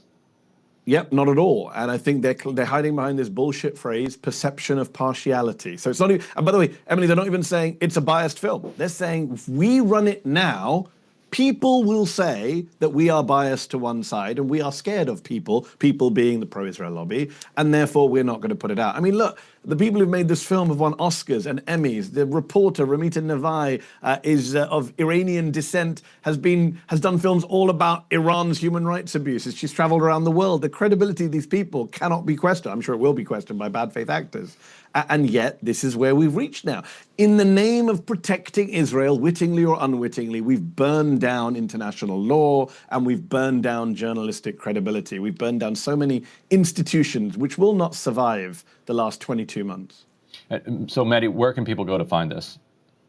So they can go to find this at gazadoctors.film. That's the website we set up for this film specifically, or zeteo.com. It is available to paid subscribers for now. People will say, well, why not put it out for free to the world? Well, because the people behind this film spent a lot of time and money making this film. And I just want to remind people that a free press isn't free. High quality journalism requires investment. If you really want documentaries that are going to win awards and report on the ground and break stories, then we really have to support it financially. I'm proud that Zeteo is financially supporting this film. It costs a lot of money, Ryan, Emily, as you know. Documentaries cost a lot, and therefore we are airing it to our paid subscribers. I urge people to become a paid subscriber. If you become a monthly subscriber, it's less than the cost of going to the movie theater to watch a film. And this film is more important than any other film you're going to see this year, including the F1 movie, which I loved, but this movie is more important. It is true. Journalism is expensive, and documentaries are particularly so. The travel, the sophistication that goes into the legaling. The legaling. Oh my God! Don't even get me started on the legaling. Well, Mehdi, thank you so much for joining us, and congrats on this acquisition. I'm glad that it's getting out there finally. A new legal filing from attorneys for Kilmar Abrego Garcia alleges that he was tortured while in CECOT custody in El Salvador. We can put up this first element up on the screen. Abrego Garcia has become the detainee who has captured the most attention, and it could have gone a lot of different ways. It could have been the makeup artist who is still facing these brutal conditions in El Salvador. It could have been the Venezuelan soccer player who had absolutely no connection to Trinidad and yet remains down there. Abrego Garcia has become the one that Democrats kind of focused their attention on. He was returned from El Salvador, surprisingly, by the administration to face charges for human trafficking in Nashville area. In the Nashville area, charges which are now kind of crumbling under scrutiny. This new allegation serves as a part of these ongoing proceedings, and we're still joined by Zateo's Mehdi Hasan to talk through some of this. Mehdi, thank you for sticking around. We appreciate it. It's a horrific story, Ryan. It really is. They talk about, he says that he walked into CECOT and one of the guards said to him, and was saying to everybody who was coming in, "Welcome to CECOT. Those who enter never leave." And Abrego Garcia is one of the only cases that I think we even know of, whether in El Salvador or anywhere else, of somebody leaving CECOT alive. Soon after getting there, it seems like they had them all kneel for 24 hours, which Mehdi and I are old men at this point. If we kneel for 2 minutes, we're struggling hard. And then they were beaten if they collapsed, and the filing says that he soiled himself, while they were being forced to kneel, kind of overnight, among a bunch of the other abuses. Do you think that this is the reason why the Trump administration was initially so reluctant to, and is still reluctant to, return anybody from the detention center, because they can then talk about what happened down there? I think it's part of the reason. I don't think it's the whole reason. I think even if they weren't being tortured there, it's a point of principle, right, for the bullies not to give in, and they don't want to say that, the liberal media and the Democrats made and the human rights activists made us bring people back. You'll remember that the ridiculous cosplaying Homeland Security Secretary Kristi Noem went in front of Congress and said, I guarantee you, he's never coming back. Well, he did come back, but for this bullshit Tennessee indictment for human trafficking, human smuggling. I think it's part of the reason. It's not the only reason. And Human Rights Watch have documented that this is a prison where people never leave from. And yes, they are just literally disappeared inside of there. It's a horrific gulag in El Salvador, created by a kind of autocrat, President Bukele, Trump's ally. People are treated horrifically. He was threatened with being put into cells with gang members where he would be killed, he was told by the guards. He had his head shaved forcibly with a zero razor. He was beaten with wooden batons. He was punched in the head. He was, as you say, forced to kneel all night long, kicked and beaten if they weren't able to kneel all night long, soiled himself, deprived of food, malnutrition, lost dozens of pounds. You'll remember that photo that the Trump administration released with him and Chris Van Hollen having margaritas, which, as the senator from Maryland pointed out, they didn't order. It was placed in the picture by the El Salvadorans to make it look like they were having this great time. He was not having a great time, and we can only dread to imagine what is happening to some of the other innocent people who have been sent there. The gay barber who was sent there, the guy with the autism tattoos who was looking after his brother. So many cases. There was a case just this week I read of where the Trump administration have admitted for once that they sent someone who shouldn't have been sent to El Salvador, but they can't find him anymore. I tweeted this yesterday, and I stand by this. You said you and I are old men because we can't kneel. We're also old men who remember 2001, 2002, 2003. I think this is as big a scandal, if not bigger scandal, than Abu Ghraib and Guantanamo Bay. This is happening in plain sight. At least we could argue in 2001, 2003. We didn't know till much later. We didn't know till Senator Dianne Feinstein's report. We didn't know till Seymour Hersh's reporting in The New Yorker. This is happening in plain sight. We have known since day one. We didn't even need Kilmar Abrego Garcia's report. We saw the video that the Trump administration put out. Remember, they put out a video to music showing off their torture and beating and forcible shavings of innocent men sent to CECOT. Now we have this 40-page amendment with the details in it. I think history will judge what those of us who know about it and saw did in this moment. This is a scandal that Democrats in Congress should be screaming about from the rooftops, which every Democrat who wants to be president in 2028 should be talking about. The Trump administration took a bunch of people in the United States, including possibly legal residents, we don't know because they haven't told us who went, and sent them to a foreign gulag to be tortured and refused to bring them back, including when the court said, send them back. That is a crime. That is a scandal. And I think Americans need to stop thinking it can't happen here. We're not like those other countries. The descriptions in this report, in this amendment, are the kind of descriptions you would read about from a North Korean prison, an Iranian prison, a Russian prison. Let's stop pretending we don't do what everyone else does. Well, so this is something that Ryan and I actually debated a little bit yesterday, and we can put D2, this is a VO of Alligator Alcatraz flooding on the screen. So this engineering marvel that was constructed very quickly in the middle of the Everglades is already flooding. Probably no surprise to anybody who would conceive of what it might look like after you throw up a massive 3,000 bed facility in the Everglades in like a week's time. And Ryan raised the point that hurricane season could be especially devastating to people who are kept there in the future. So 3,000 beds, they want to increase that to 5,000 beds, and they just got an infusion of funding for immigration enforcement. But Mehdi, I think the public hates the CECOT stuff. I think most of the public hates the CECOT stuff because it feels profoundly un-American.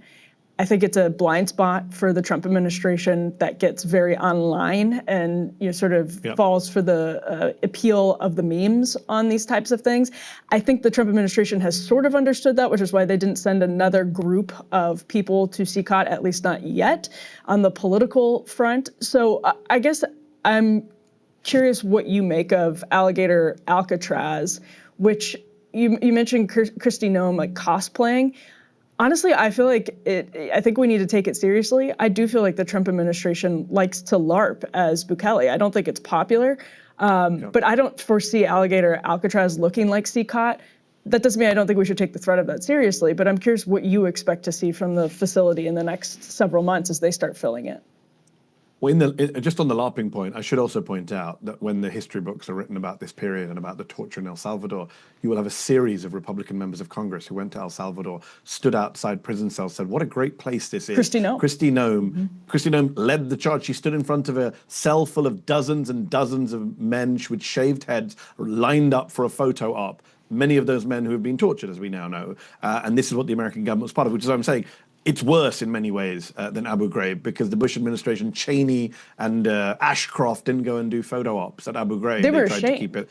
They tried to keep it hidden. Right. And this administration, as usual, the cruelty is the point, to borrow Adam Silver's line. So yes, and I think, look, whether you call it Alligator, Alcatraz, whatever stupid name these people give to their concentration camps, even already, ICE detention facilities were overcrowded. We were hearing reports about abuse. We were hearing stories about people not eating for days, not having beds, sleeping on the floor, no blankets, all sorts of abuse. 911 calls from ICE detention centers with people collapsing. That we had a death, I believe, of a Cuban-American man this week, or a Cuban man this week. I don't know what his status was. I can't remember. Who knows with this administration what the status of anyone Also, they detain. Mehdi, just to underline that, because I was just in Miami and they were talking about this down there a lot.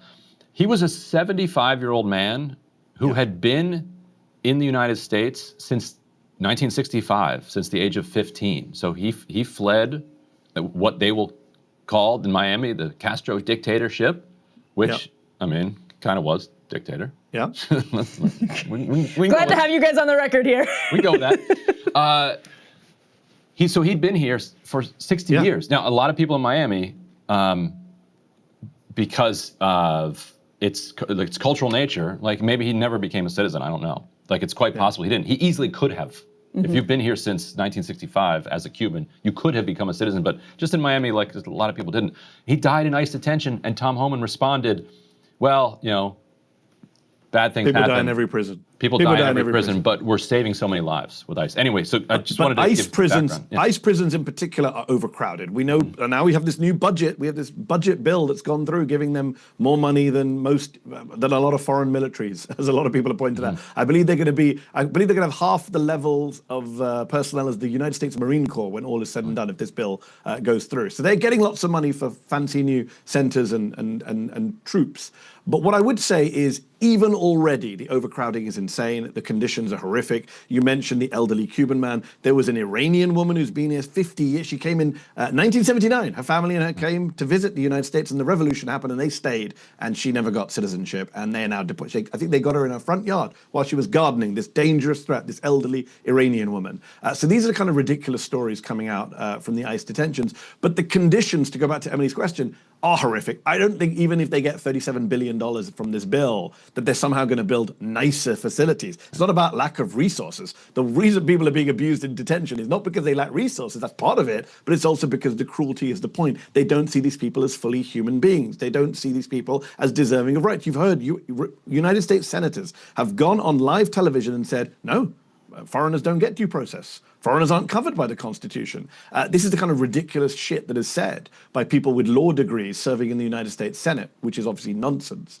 Everyone gets due process. So that is the fundamental problem. It's not about resources. It's not about where you locate your concentration camp. It's about the fundamental mindset of Tom Homan and Stephen Miller and Donald Trump, which is that these people are not fully human. These people are not people deserving of rights. These people need to be punished to send a message, and these people need to be out of here. And I think that is the key point that Ryan mentioned. Miami, a bunch of Republicans in Florida, members of the House, are saying, well, come on, can you tone it down a bit? Because they're feeling some backlash from their constituents who are like, the leopard eat, what's the face-eating leopard party meme? Like, I didn't know they'd come for my friends. Mehdi, I know you have to run, so thank you so much for sticking around for a second segment. We appreciate it. Thank you, guys. Of course. Zohran Mamdani held a press conference to respond to President Trump's threat that he was going to do all sorts of things to him, including round him up, deport him, jail him, etc. Here's Mamdani. Yesterday, Donald Trump said that I should be arrested. He said that I should be deported. He said that I should be denaturalized. And he said those things about me, someone who stands to be the first immigrant mayor of this city in generations, someone who would also be the first Muslim and the first South Asian mayor in this city's history. Less so because of who I am, because of where I come from, because of how I look or how I speak, and more so because he wants to distract from what I fight for. I fight for working people. I fight for the very people that have been priced out of this city, and I fight for the same people that he said he was fighting for. This is the same president who ran on a campaign of cheaper groceries, who ran on a campaign about easing a suffocating cost of living crisis. And ultimately, it is easier for him to fan the flames of division than to acknowledge the ways in which he has betrayed those working class Americans, not just in this city, but across this country, and the ways in which he continues to betray them. Because we know that he would rather speak about me than speak about the legislation that he is shepherding through Washington, D.C. Legislation that will quite literally take health care away from Americans, legislation that will steal food from the hungry, legislation that looks to build upon one of the largest transfers of wealth we've seen in recent history in his first administration, and do it once again for the very Americans who already have enough. We should be fighting for those that do not have what they need to live a dignified life. That is what I will do, and I am thankful to have the protection and to have the support of so many New Yorkers who have stood up and said how unacceptable this is, including our governor, including members of the labor movement. And ultimately, what I fear for is that if this is what Donald Trump and his administration feel comfortable about saying about the Democratic nominee for the mayor of New York City, imagine what they feel comfortable saying and doing about immigrants whose names they don't even know. So also yesterday, and we can put up this element here, President Trump's Homeland Security Advisory Council, which is a group that includes such luminaries as Bo Dietl, who is the founder of Bikers for Trump, and Rudy Giuliani, who's, believe it or not, the former mayor of New York once in his life, as well as some other folks. They met, and they quickly decided that the main thing the Homeland Security Advisory Council needed to focus its meeting on was what they are going to do about Zohran Mamdani. And talking about the Homeland Security Department having authorities that haven't been used in the past that maybe need to look into that. So before we get into the actual threats on Mamdani, Emily and I wanted to talk about his response to it, because I think we both think that this is an expression of a populist Democratic Party that could exist, that does not exist, but these are the kind of green shoots of it popping up, and that if it did exist, it would represent a genuinely interesting development on the scene and would be kind of a party that was actually worth working people respecting and voting for, which is stunning because it's happening at a time when the Democratic Party could not be at its lowest.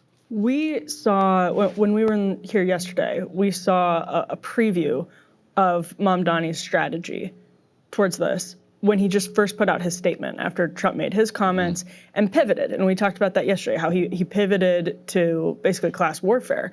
Did the same thing right here. He pivoted not to, I shouldn't say class warfare because I think that diminishes it. He pivoted to affordability.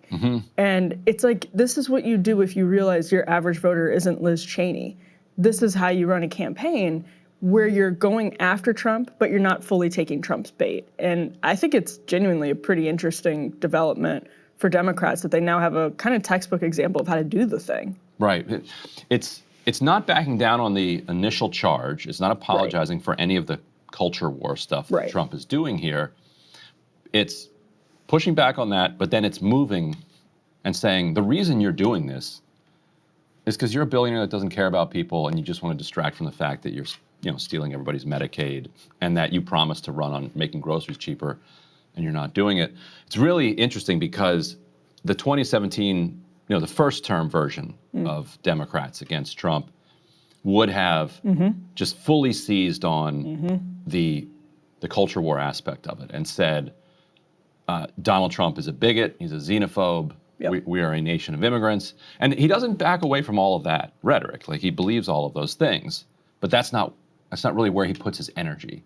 But don't in the response. And what you're saying is that 2017, because I think this is so true and easily it had a forgotten. ceiling. Yeah. I feel like that's really what everyone would have done. Like, the conventional wisdom is that maybe you throw in a couple of lines about grocery prices and Medicaid and SNAP, but actually you spend the bulk of your response talking about how you are going to be the first Muslim mayor of New York City and how that's what scares Donald Trump. He's scared of brown people. He's scared of change. I think that's totally true if we put that in a time machine. If we put Mamdani in a time machine and say he was running in 2017, maybe he would have been smarter about it, but the strategists on the left would not have.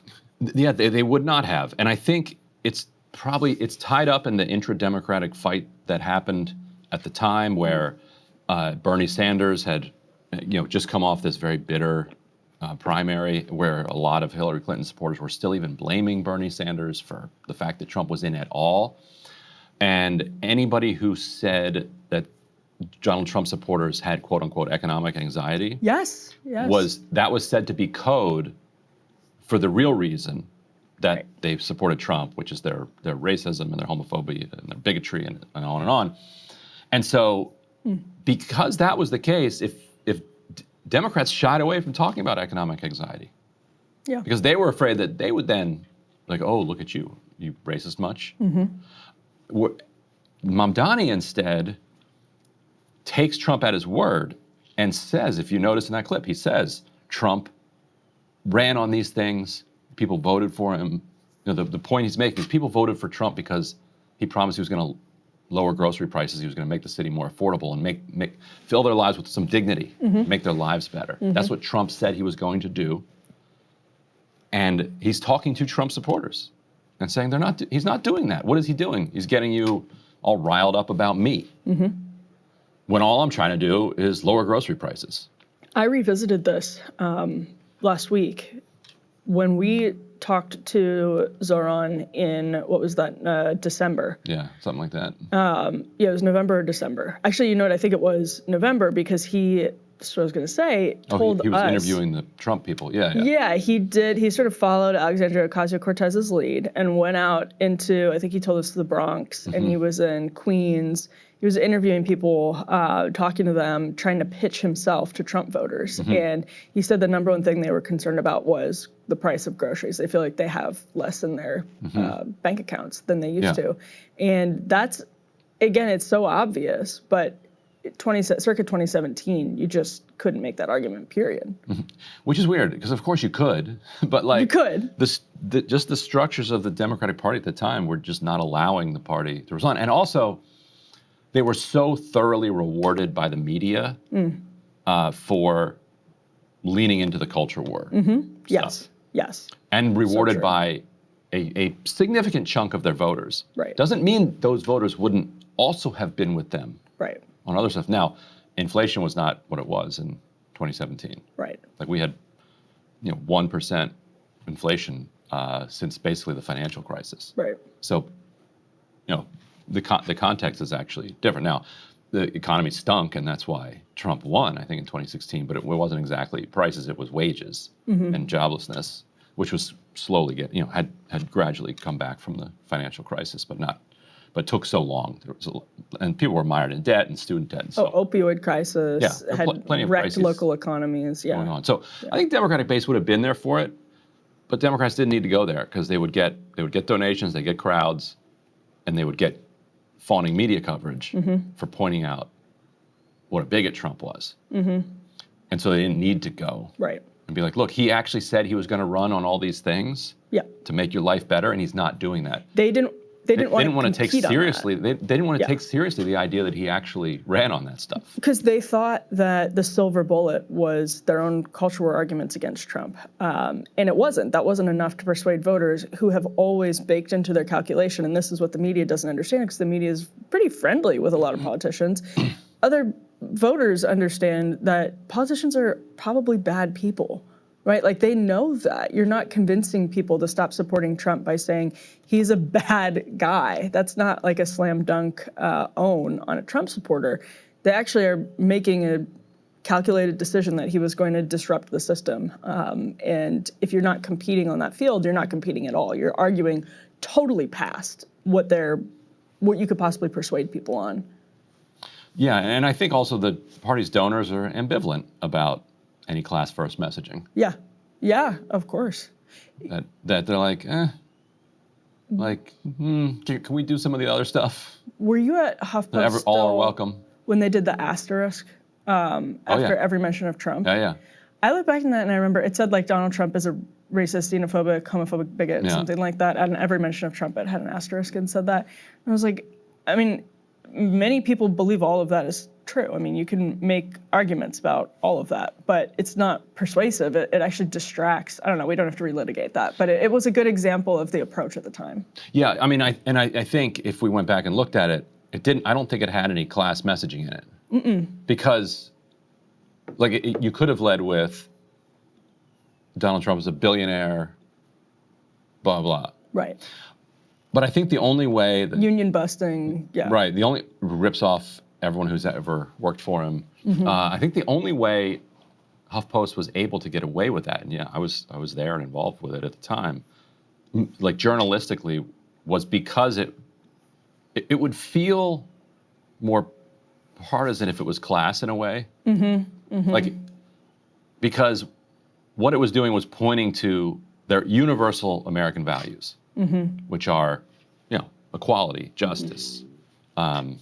We treat all people with dignity. Right. Civil rights, at least at that time. Aspirational. Everyone believed in the civil rights movement, like left to far right, like that not far right, but left to right.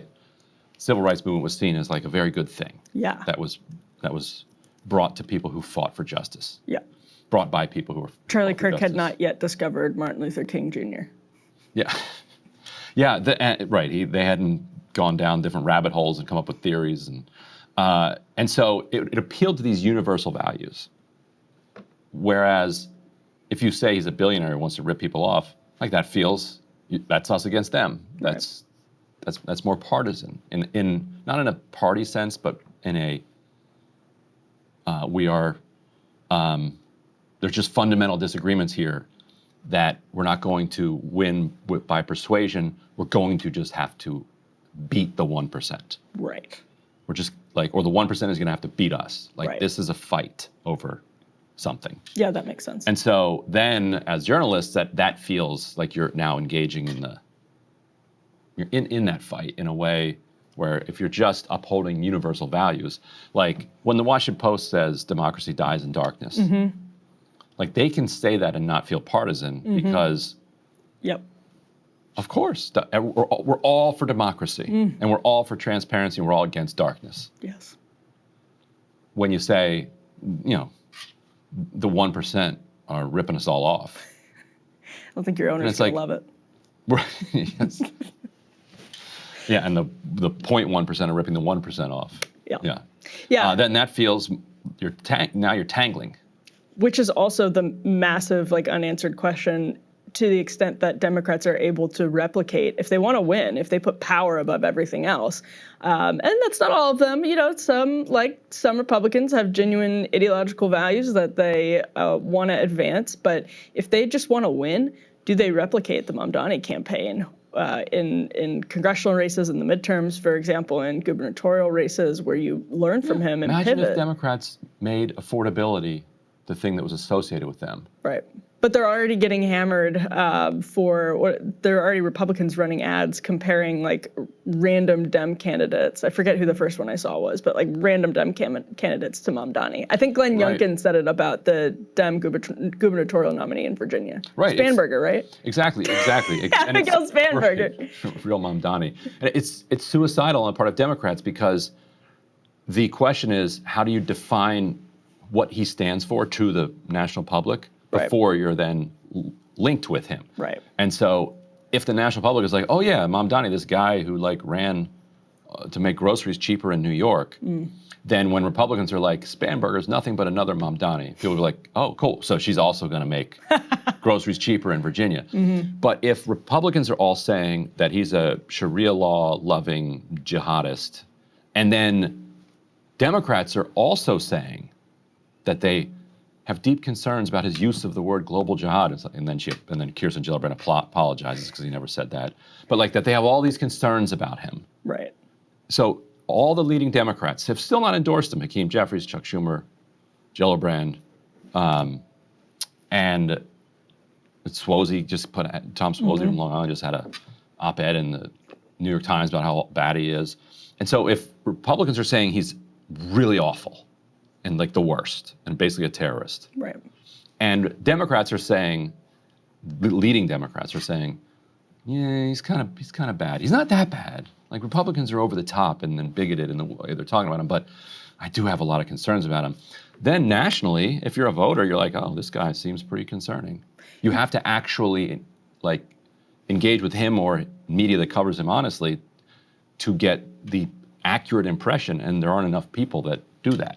Yeah, I mean, this is from just a purely cynical perspective, but Republicans were basically able to do this with Nancy Pelosi back in 2010. Socialist Nancy Pelosi back in 2010. It's when they put enough money behind it and enough what's the right word for it? Craft into Carvillian public relations efforts into it. You can. It's one of the scary things about politics media in general, but you can, in a red state, pretty easily capitalize on a Mamdani narrative. It doesn't mean that Mamdani is in any way a net drag on the Democratic Party, but I think it'll probably work for them in red states, not so much in Virginia, though. But yeah, I think if Democrats wanted to avoid this problem, they would say, of course I support Mamdani and his call to make groceries cheaper. But they just can't do that. Just say the guy wants to make. I don't agree with him on everything, but I sure as hell agree with him making groceries cheaper. So easy. Free advice here. I mean, we're always just giving it out. Yeah, we are. And nobody takes it. Yeah. All right, Ryan, let's move on to the Diddy trial. Yes, so Sean Diddy Combs is not walking out of the courthouse a free man, but he thought he might for a second. So he was acquitted. We could put this first element up on the screen. He was acquitted on the most serious charges, the racketeering charge and the sex trafficking charges. But he did get found guilty on 2 counts of transporting prostitutes. He did not get hit with any domestic violence charges because they were outside the statute of limitations. Yeah. Right? And so Diddy collapsed to the floor and praying. Do we have that? Do we have that image of him praying there on his seat there? Yeah. He thanked the jurors, and then it did seem like he felt like he was about to get out, and the judge said no. Yep. Interestingly, cited the domestic violence that was in the case as a reason why she was not giving bail before sentencing, or he, she or he. The judge. The judge. I didn't watch enough Great of the question. case. Which is interesting because clearly he was guilty. It's on video, but he was not tried for it. Right. So it's this gray area where bail and accusations can have an interplay that leads to you being behind bars. But clearly the jury felt that it was not a conspiracy. Right. And what Diddy had argued, or Diddy's lawyers had argued, is that yes, there was a plan to have these freak-offs. Yep. And they were organized. And in that sense, there was a conspiracy because he would tell, hey, you do the drugs, you do the baby oil, yep. You bring the women. Yep. And he had an overarching kind of leverage campaign that he would use with women, where some would be getting $10,000 a month in child support. Others would have an emotional connection. Others, there's different various ways that he got them involved. Plus some, according to them, and it seems credible, fear of violence. Mm-hmm. So there are all these pieces, but they made this kind of loophole argument almost that the other people were not partners in a conspiracy. Right. They were just his flunkies who he paid to do work. And that if you could use RICO for this, you could use RICO for anything where you didn't, single-handedly carry out every aspect of the crime. Like, if you go and buy a handgun and then commit a crime with it, and it was just a business transaction with the gun owner, did you conspire with the gun owner? Right. Even if the gun owner knew what you were going to do, that would be and the point is that would be a different crime. Right. Right. That's the underlying crime. Right. But layering conspiracy on top of it doesn't get you there. That is my guess at trying to get into the jurors' mindset. What did you think of the response? Yeah, I think that's. What's your response to the jury's response? No, I think that's right. I think the RICO is starting to look like an over-prosecution. Bundling everything into a RICO is starting to look like a real mistake. And you will be shocked to learn that one of the leading prosecutors on this case is Maureen Comey, who's James Comey's daughter. Amazing. Yeah, it's just wild stuff. But it looks like a really overconfident prosecution team. To be clear, he could end up with 20 years in prison. So he was denied bail. He has to stay in prison until his sentencing, which is on October 3rd. So he's still got a ways to go, but he could still also get 20 years. It's probably unlikely, right? So there's 2 charges and they're 10 years maximum, right? So if they were served one after the other and both the maximum, then he could get 20 years. Right. But this is when sentencing guidelines come in, and you have to kind of set aside who he is and what we know about the case. And pretty sure he's a first-time offender. Does he have any other charges from before? Yeah. Does he? Yeah. What does he have? He's been involved in so many things. He's got a bunch of lawsuits. There was I'm trying to remember whether he got charged for it, but there was the J-Lo. Bet Mac is already screaming. Yeah, Mac, send this to us, producer Mac. But there was the J-Lo shooting. There was the nightclub, fire that people died in that he was implicated in. Right, did he catch charges on any of that, though? Right, that's a good question. By the way, he is 55. So if he gets 20 years and serves out 20 years, he'll be an old man before he gets out of prison. But right, and my guess is that he definitely will not serve all 20 years. No, I don't think. Yeah. I don't think even close. Even now, there's some indication from the fact that he was denied bail here that the judge is going to go as hard as they feel like they can get away with. But I'd be very surprised. I think he was acquitted of murder in the first. I think there was a big, if I'm remembering correctly, there was a big case in the nightclub murder situation. This would have been around 2000. And I want to say he was acquitted of that, actually. Let's take a listen to Megyn Kelly's reaction. Followed the case very closely and had some legal experts on when the news came down. We can go ahead and take a look at this next clip. Combs shook his head vigorously and put his hands together in prayer. Oh, it's all just so chummy inside the courtroom for this disgusting pervert female abuser who I can't believe is about to roam our streets again. I'm sorry, I'm disgusted by this verdict. This is fucking ridiculous. I just find it absolutely outrageous, the amount of crime that this guy just got away with. I believe he committed arson. He definitely battered Cassie. He battered Jane too. The statute of limitations for battery in Los Angeles, California is 1 year.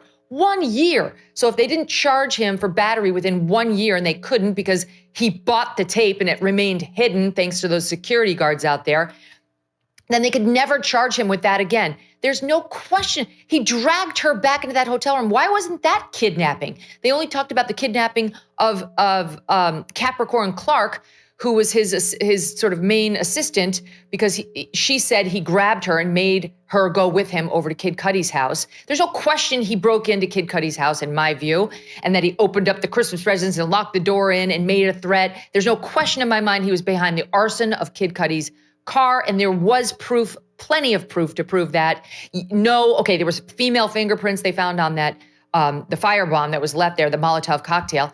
And the prosecution said there's no question he didn't do it himself, but he said, I'm going to bomb Kid Cudi's car. It's in writing. Cassie Ventura emailed her mother saying, oh my God, he's threatening to bomb his car. And 2 weeks later, it got bombed. Oh gee, it was just some third party who also had, it's just like the proof was there, the beatings, the threats that if they didn't go back into those rooms and get off with these male escorts, that they were gonna get beaten. The testimony from that Daniel Phillip, who was the male escort, who heard Combs abusing Cassie behind the door, and she was screaming, I'm sorry, as he heard him slapping her.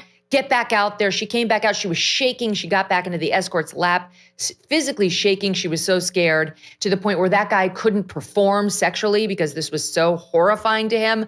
What in the actual F went on in there? Yeah, so I feel like that's probably the general public's reaction. It's just baffling. And it seems, Ryan, like the prosecution in that clip, at least one of the legal experts goes on to kind of blame the jury. But I would think that the onus for the failure here has to lie with the prosecution.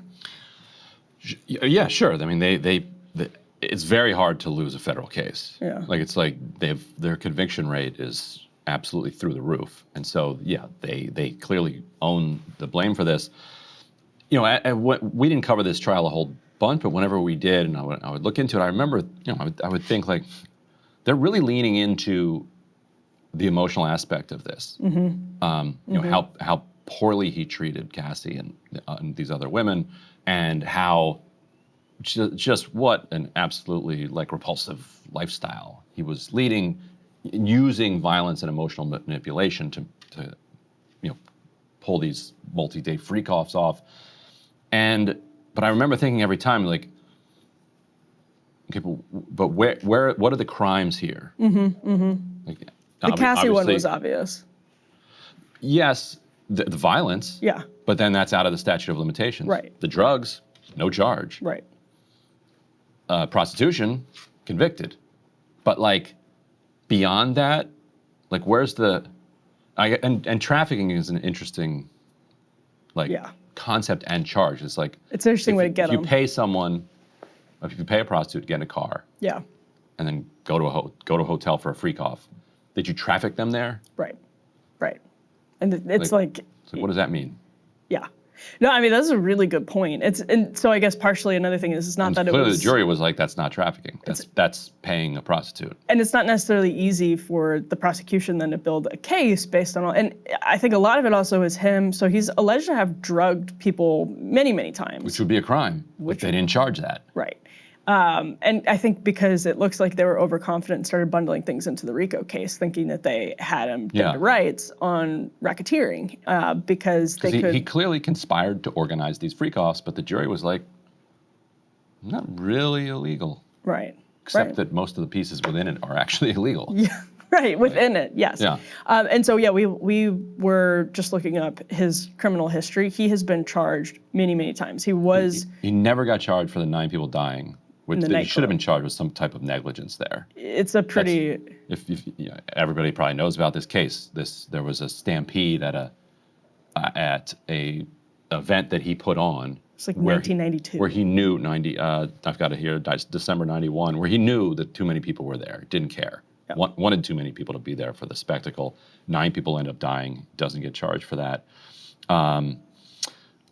He got 1996 convicted of criminal mischief for threatening a photographer with a gun. So that's a conviction. Yep. That's something that the judge can point to. That's where that's a pretty denial of bail predicate right and there. then in 99, Combs and his bodyguards are charged with attacking.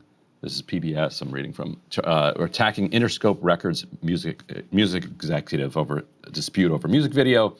He was sentenced to an anger management course. Didn't work, but at least that's something on the record, right? That the judge can then point to. December '99, he's arrested on gun possession charges for that nightclub shooting that you mentioned, where Jennifer, Lopez was in the car, and three people got wounded. A woman still says that Diddy is the one who shot her in the face. Yeah. Yeah, there are people that say that he was shooting and that he shot her. Yep.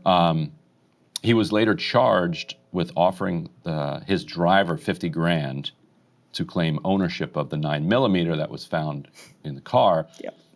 We know from this trial that him offering to pay people to get out of trouble is something that he does. Right. So that's a quite credible charge there. However, he was then acquitted of all charges. Mm-hmm. Old Shine took the fall for that. So the judge can, point to the arrest, but you're not supposed. If you're arrested and convicted, that's not really supposed to factor into your sentencing, because you're supposed to have been found like innocent is supposed to mean innocent. Doesn't always mean that, but that's what it's supposed to mean. Then he got arrested in 2015. He looks like he got in a fight at a UCLA game where his son was playing football, but the charges were dropped. Mm-hmm. This is why 50 Cent referred to him yesterday as the gay John Gotti. Nothing's sticking to him. Teflon Diddy. Yeah. I mean, it's really. all that baby oil. He's just slippery. Yeah, slip right off. Yeah. And then these charges. It is Gotti-esque. So he has not zero criminal record. He has a very long criminal record, most of it ending with acquittals or like misdemeanor stuff. Yeah. So that's why it's going to be a real stretch for the judge to hit him with this, the maximum. And even if she does, he'll appeal this. So I expect he'll be walking free in a matter of several years, like 5-10 max. Unbelievable. Well, on that note, Ryan. And a lot of people took a lot of risks. Come forward. Yeah. And that they are suffering greatly right now.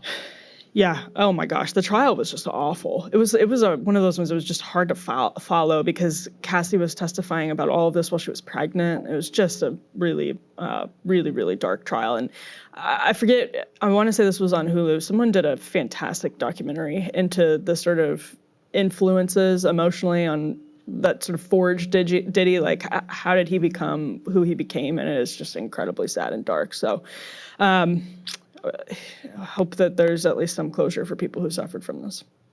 And I was saying yesterday, I actually liked doing the show without the laptop here because there were fewer distractions. On the other hand, when it comes to something I really don't remember, which is like Diddy's criminal record, it's actually helpful. It's not at the top of your mind. To have it here, yeah.